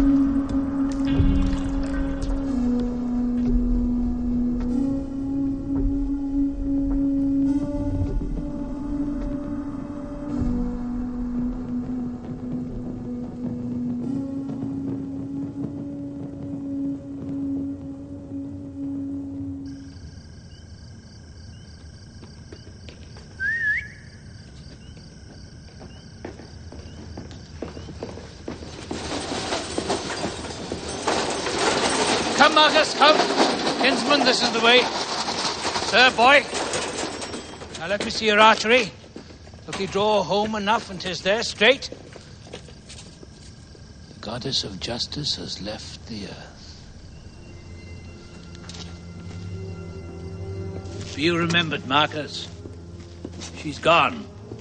She's fled. Sirs, take you to your tools. You cousins shall go sound the ocean and cast your nets. Haply you may catch her in the sea. Yet there's as little justice as at land. No, Publius and Sempronius, you must do it. 'Tis you must dig with mattock and with spade and pierce the inmost centre of the earth. Then, when you come to Pluto's region, I pray you give him this petition. Tell him it is for justice and for aid, and that it comes from old Andronicus, shaken with sorrows in ungrateful Rome. Our Rome. Well, well. I made thee miserable that time I threw the people's suffrages on him that thus doth tyrannize on me. Go, get you gone. And pray be careful all. And leave you not a man of war unsearched. This wicked emperor may have shipped her hence. And kinsman, then we may go pipe for justice.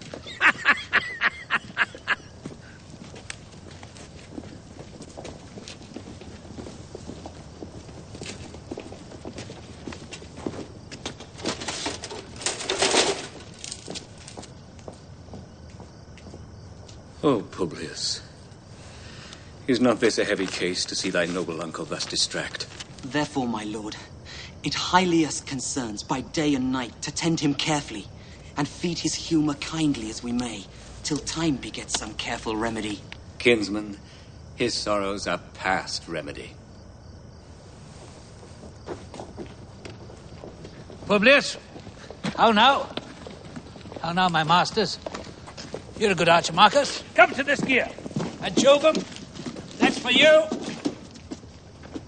Here, Ad Apollinum. Here, boy, to Pallas. Here to Mercury. To Saturn, Caius. Not to Saturnine. You're as good to shoot against the wind. To it, boy. Yeah. Marcus, loose when I bid. Of my word, I've written to effect there's not a god left unsolicited. My lord, I aim a mile beyond the moon. Your letter is with Jupiter by this.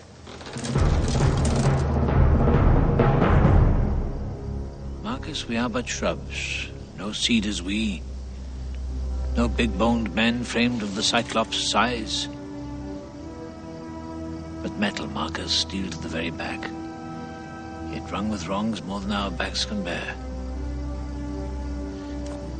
And sith there's no justice in earth nor hell, we will solicit heaven and move the gods to send down justice for to wreak our wrongs. Come, masters, draw! Kinsman, shoot all your shafts into the court. We will afflict the Emperor and his pride.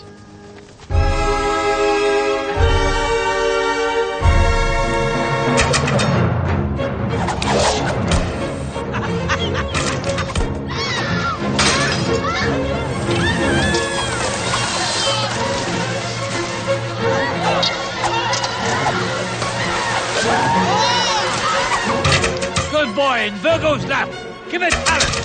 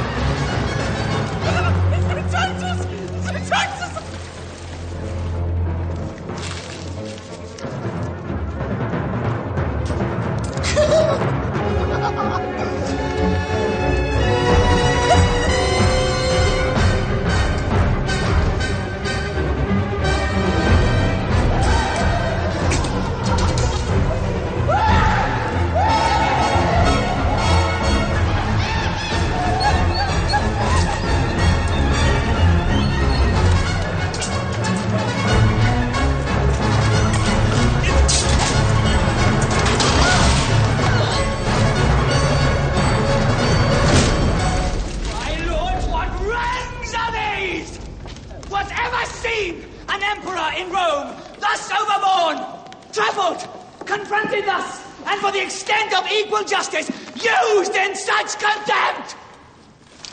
My lords, you know, as do the mightful gods, however these disturbers of our peace buzz in the people's ears, that naught hath passed, but even with law, against the willful sons of old Andronicus. And what an if his sorrows do overwhelm his wits? Shall we be thus afflicted by his reeks, his fits, his frenzies, and his bitterness? And now he writes to heaven for his redress. See, here's to Jove, this to Apollo, this to Mercury, this to the god of war. Sweet scrolls to fly about the streets of Rome. What's this but libeling against the Senate, emblazoning our injustice everywhere? A goodly humour, is it not, my lords? For who would say in Rome no justice were? Lord of my life, commander of my thoughts. But if I live, his feigned ecstasy shall be no shelter to these outrages.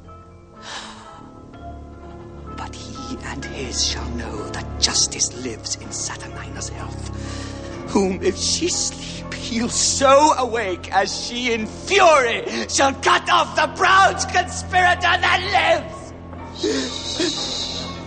Calm thee, and bear the faults of Titus' age, the effects of sorrow for his valiant sons, whose loss hath pierced him deep and scarred his heart. Oh, Titus, I have touched thee to the quick. Take arms, my lords! Rome never had more cause. The Goths have gathered head. I swear the power of high resolved men. Bent to the spoil, they hither march amain, under conduct of Lucius, son to old Andronicus. Is warlike Lucius leader of the Goths?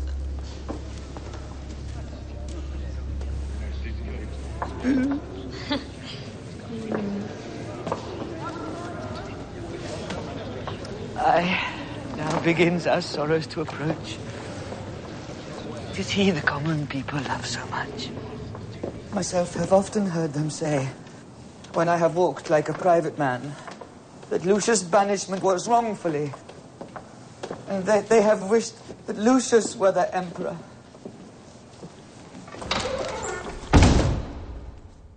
Why should you fear? Is not your city strong? Aye, but the citizens favor Lucius and will revolt from me to succor him. King, be thy thoughts imperious like thy name. Is the sun dimmed that gnats do fly in it? Then cheer thy spirit, for know thou, emperor, I will enchant the old Andronicus with words more sweet and yet more dangerous than bait to fish or honey stalks to sheep. But he will not entreat his son for us. If Tamara entreat him, then he will.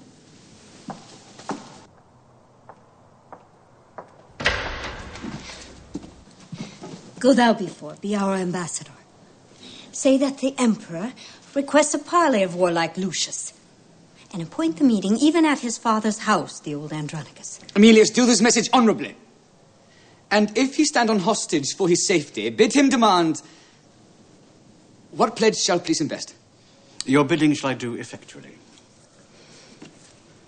Now will I to that old Andronicus, and temper him with all the art I have. Then go successantly, and plead to him.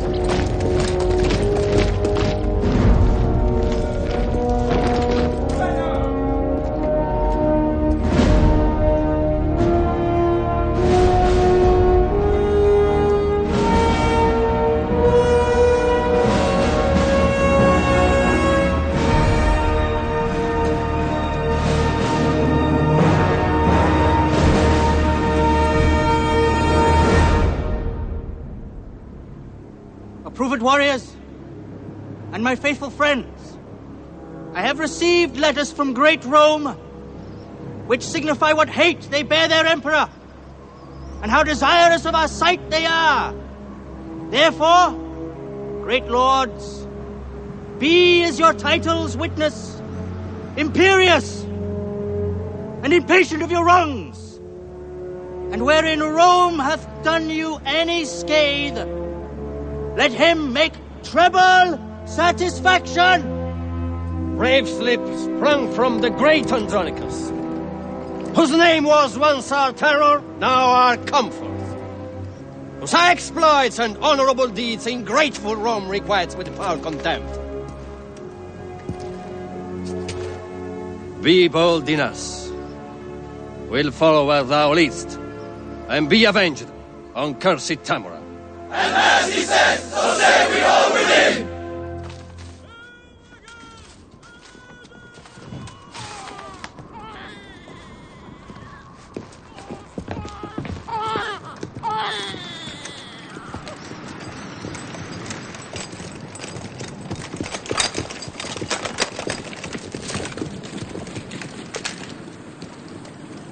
O worthy Goths, This is the incarnate devil that robbed Andronicus of his good hand. This is the pearl that pleased your Empress' eye. And here's the base fruit of his burning lust.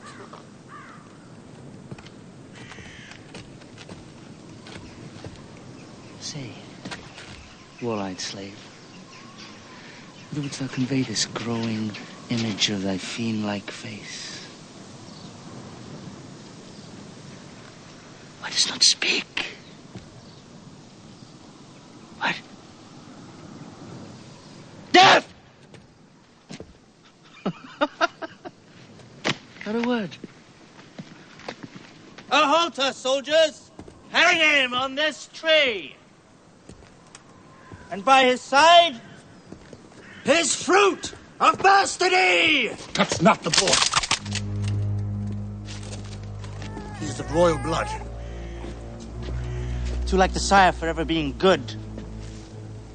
First, hang the child, that he may see it sprawl, a sight to vex the father's soul withal. Get me a ladder! Lucius, save the child. If thou do this, I'll show thee wondrous things that highly may advantage thee to hear. If thou wilt not, befall what may befall, I'll speak no more, but vengeance rot you all! Say on, and if it please me which thou speakst, thy child shall live, and I will see it nourished. And if it please thee, I assure thee, Lucius, 'twill vex thy soul to hear what I shall speak. For I must talk of murders, rapes, and massacres, acts of black night, abominable deeds, complots of mischief, treason, villainies. And this shall all be buried in my death, unless thou swear to me my child shall live. Tell on thy mind, I say thy child shall live. Swear that he shall, then I will be king. Who should I swear by? Thou believest no God? What if I do not? As indeed I do not. But for I know thou art religious, and hast a thing within thee called conscience. Therefore thou shalt vow by that same God, what God soe'er it be, to save my boy, to nourish and bring him up, or else I will discover naught to thee.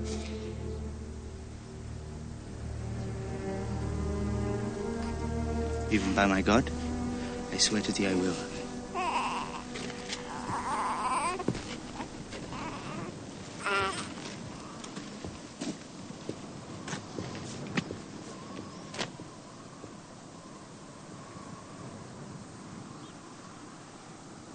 First, know thou, I begot him on the Empress. Oh, most insatiate and luxurious woman. Taught Lucius, this was but a deed of charity to that which thou shalt hear of me anon.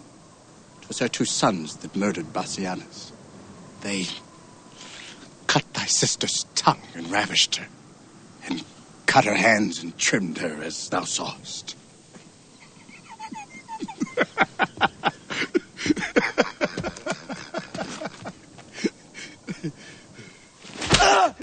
Detestable villain!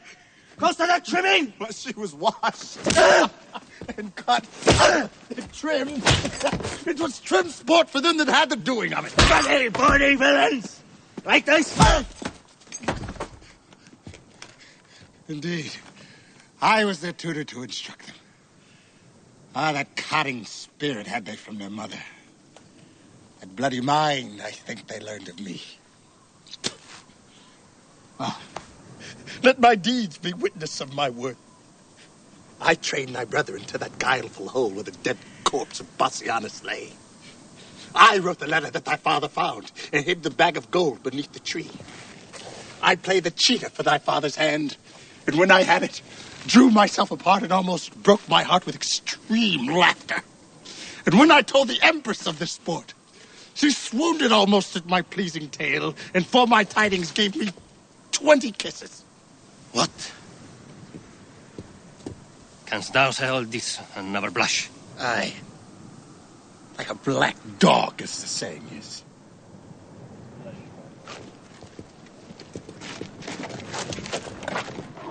Art thou not sorry for these heinous deeds? Aye.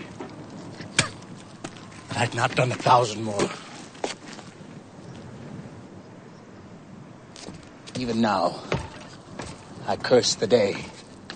And yet I think few come within the compass of my curse, wherein I did not some notorious ill as kill a man, or else devise his death. Rather chamade or plot the way to do it. Accuse some innocent and forswear myself. Make poor men's cattle break their necks. Set fire on barns and haystacks in the night and bid the owners quench them with their tears. Oft have I digged up dead men from their graves and set them upright at their dear friends' doors, even when their sorrows almost was forgot. And on their skins, as on the barks of trees, have with my knife carved in Roman letters, "Let not my sorrow die, though I am dead."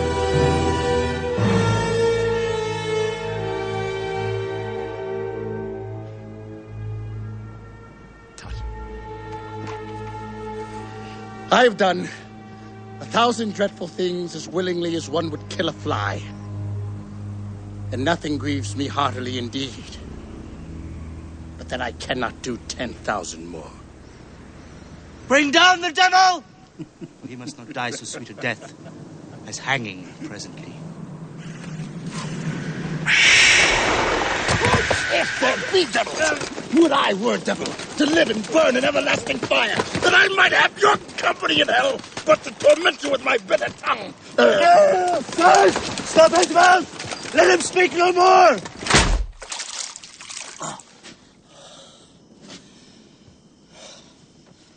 My lord, there's a messenger from Rome. Welcome, Emilius. What news from Rome? Lord Lucius, and you princes of the Goths, the Roman Emperor greets you all by me, and for he understands you are in arms, craves a parley at your father's house, willing you to demand your hostages. They shall be immediately delivered. What says our general? Emilius, let the Emperor give his pledges unto my father and my uncle Marcus, and we will come.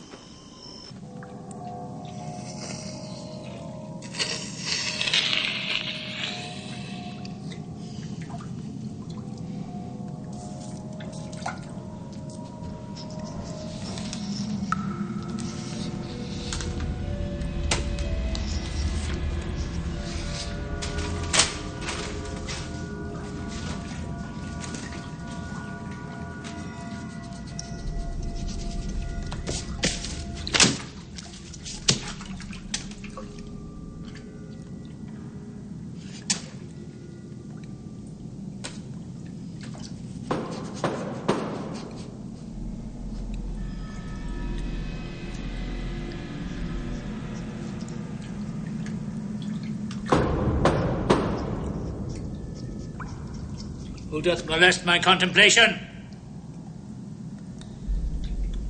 Is it your trick to make me ope the door, that so my sad decrees may fly away, and all my study be to no effect? Ah! You are deceived for what I mean to do. See here, in bloody lines, I have set down. And what is written shall be executed.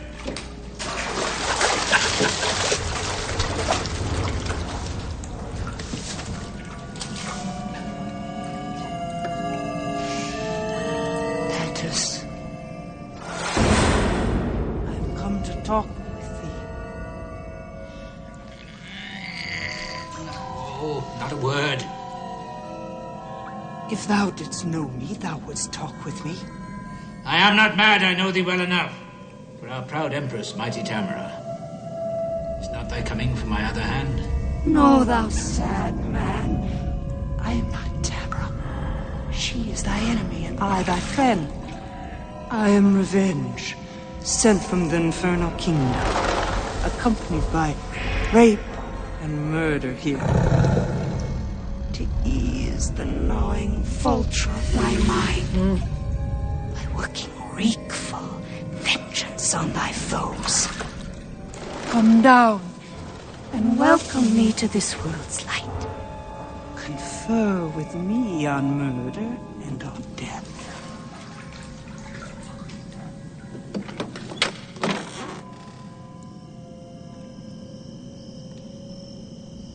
Art thou revenge? And art thou sent me to be a torment to mine enemies? I am. Therefore come down and welcome me and my ministers. Good Lord, how like the Emperor's sons they are. And you the Empress. But we worldly men have miserable, mad, mistaking eyes. Oh, a sweet revenge! Now do I come to thee. And if one arm's embracement will content thee, I will embrace thee in it by and by. This closing with him fits his lunacy. Whate'er I forge to feed his brain-sick fits, do you uphold and maintain in your speeches. For now he firmly takes me for revenge, and being credulous in this mad thought,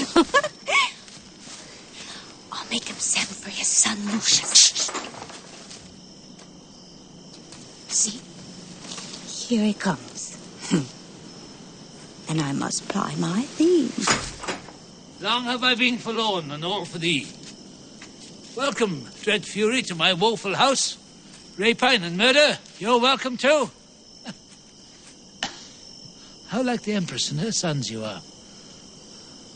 Well are you fitted, had you but a more. Could not all hell afford you such a devil? What wouldst thou have us do, Andronicus? Show me a murderer, and I'll deal with him.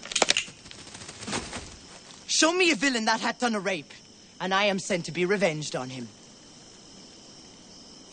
Look round about the wicked streets of Rome. When thou find'st a man that's like thyself could murder, stab him! He's a murderer. Huh?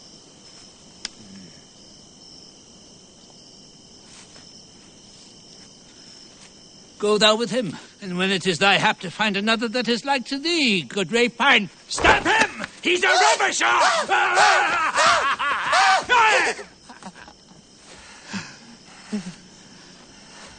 Go thou with him, and in the Emperor's court there is a queen attended by a Moor. Well mayst thou know her by thy own proportion, for up and down she doth resemble thee. I pray thee, do on them some violent death. They have been violent to me and mine. Well hast thou lessoned us. This shall we do.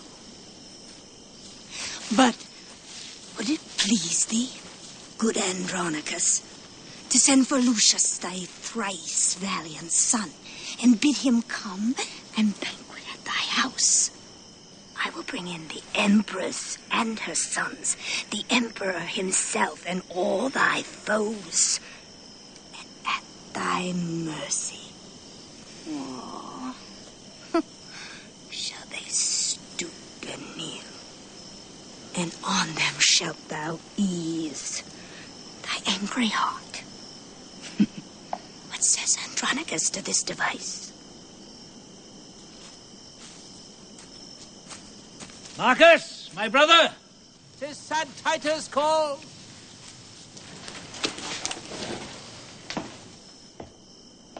Go, gentle Marcus, to thy nephew Lucius. Thou shalt inquire him out among the Goths. Bid him repair to me and bring with him some of the chiefest princes of the Goths. Tell him the Emperor and the Empress too feast at my house, and he shall feast with them. This do thou for my love, and so let him as he regards his aged father's life. This will I do, and soon return again.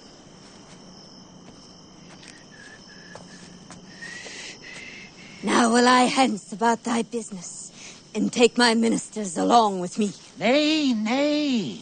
Let rape and murder stay with me. Or else I'll call my brother back again and cleave to no revenge but Lucius. What say you, boys? Will you abide with him whilst I go tell my lord the Emperor how I have governed our determined jest? Madam, depart at pleasure. Leave us here. Farewell, Andronicus. Revenge now goes to lay a complot to betray thy foes. I know thou dost, and sweet revenge, farewell.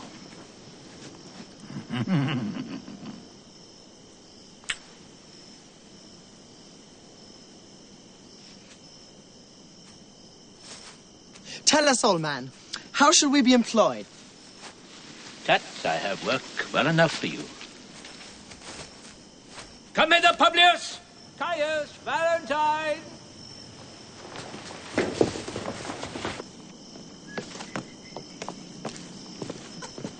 What is your will? Know you these two? The Emperor's sons, I take them. Chiron and Demetrius. Fie, Publius, fie. Thou art too much deceived. The one is murder, rape is the other's name. And therefore, bind them, gentle Publius. Caius and Valentine, they handle them. Villains! Forbear! We are thy Empress's sons! And therefore do we what we are commanded.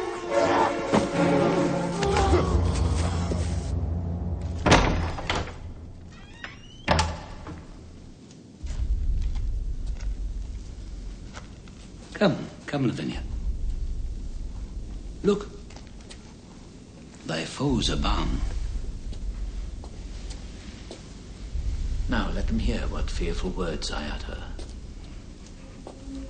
O villains, Chiron and Demetrius, here stands the spring whom you have stained with mud, this goodly summer with your winter mixed. You killed her husband, and for that vile fault, 2 of her brothers were condemned to death. My hand cut off and made a merry jest. Both her sweet hands, her tongue, and that more dear than hands or tongue, her spotless chastity. Inhuman traitors, you constrained and forced. What would you say if I should let you speak? Villains, for shame you could not beg for grace. Hark, wretches, how I mean to martyr you. This one hand yet is left to cut your throats, whilst that Lavinia between her stumps doth hold the basin that receives your guilty blood. You know your mother means to feast with me and calls herself revenge and thinks me mad.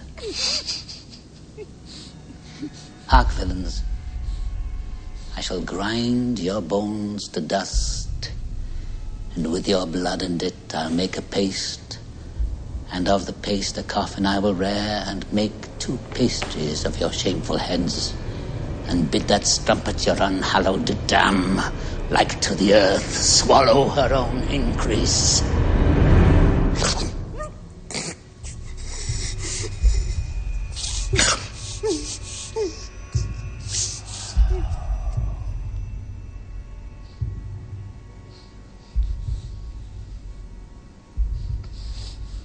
This is the feast I have bid her to, and this the banquet she shall serve it on.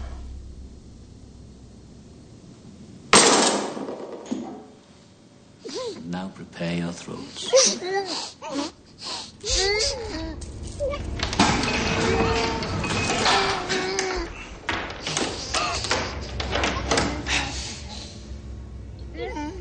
Lavinia, come.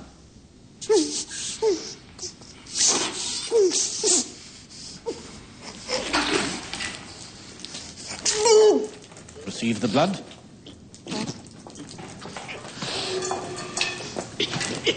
Come, be everyone officious to make this banquet, which I wish may prove more stern and bloody than the centaur's feast.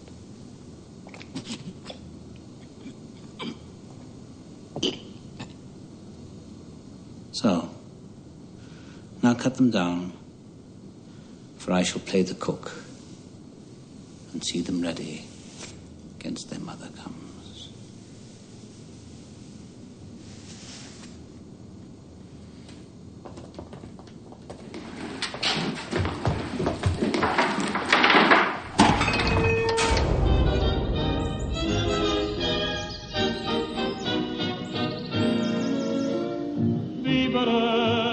Senza malinconia, vivere senza più gelosia. The feast is ready, which the careful Titus hath ordained to an honorable end, for peace, for love, for league and good to Rome. Please you therefore draw nigh and take your places. Marcus, we will. Sempre così giocondo, ridere delle follie del mondo.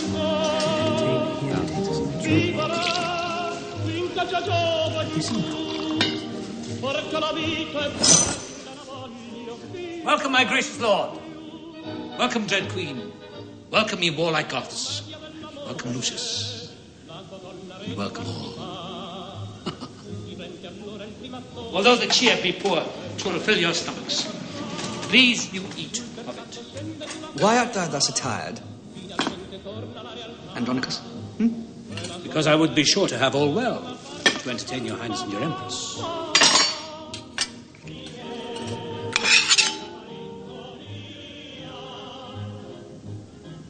We are beholden to you, good Andronicus. If your highness knew my heart, you were.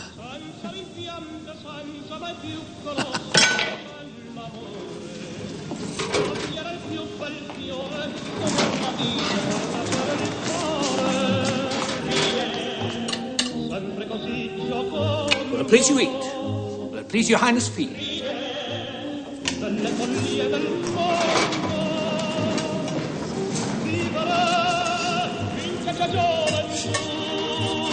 Perché la vita è bella, la voglio vivere sempre più.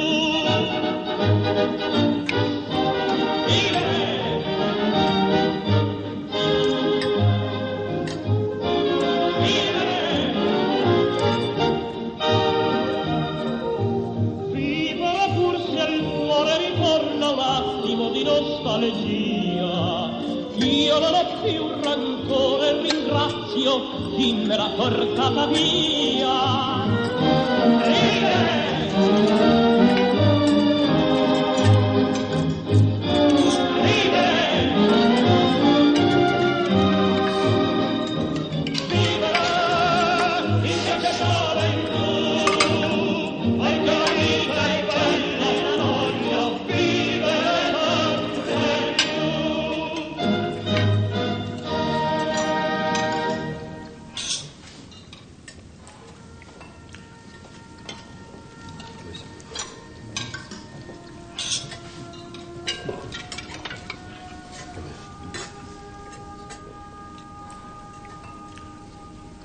My lord the Emperor, resolve me this.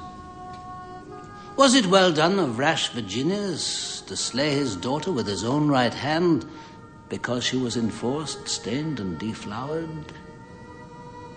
It was, Andronicus. Your reason, mighty lord. Because the girl should not survive her shame, and by her presence still renew his sorrows.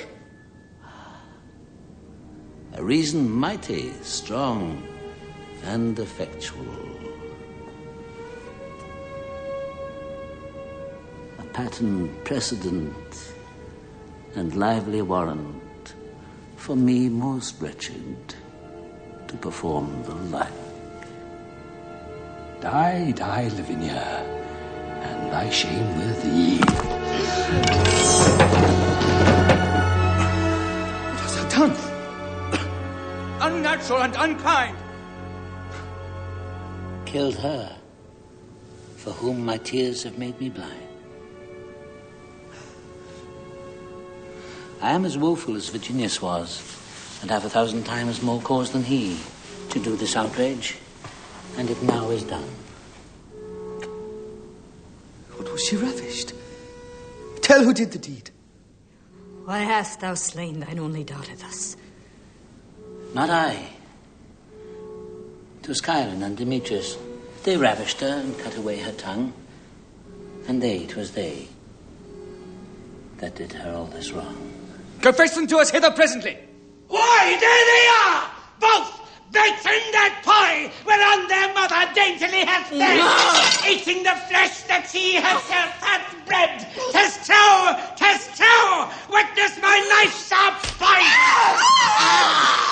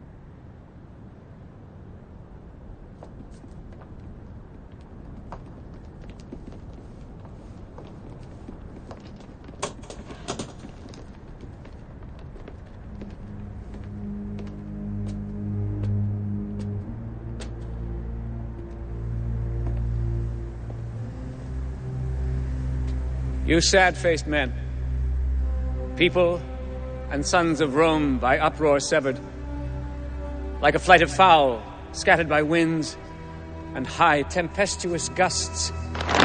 Oh, let me teach you how to knit again this scattered corn into one mutual sheaf, these broken limbs again into one body. Come, come, you reverend men of Rome, and take our emperor gently by the hand, Lucius, our emperor. For well I know the common voice to cry, it shall be so.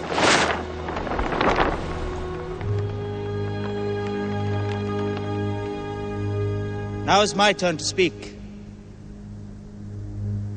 Behold this child. Of this was Tamara delivered, the issue of an irreligious Moor, chief architect and plotter of our woes. O thou sad Andronicus, give sentence on this execrable wretch.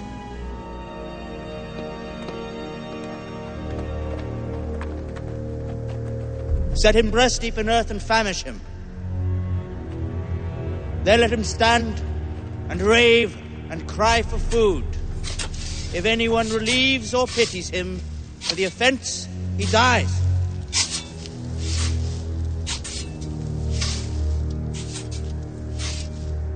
This is our doom. Oh, why should wrath be mute and fury dumb? I am no baby, I, that with base prayers I should repent the evils I have done. If one good deed in all my life I did, I do repent it from my very soul.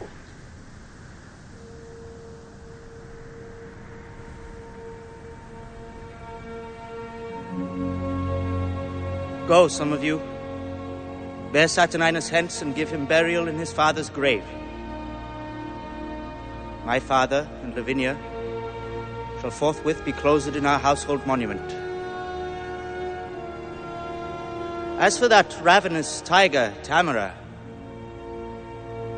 no funeral rite, no man in mourning weeds, nor mournful bell shall ring her burial, but throw her forth to beasts and birds of prey. Her life was beast-like and devoid of pity. And being dead, let birds on her take pity.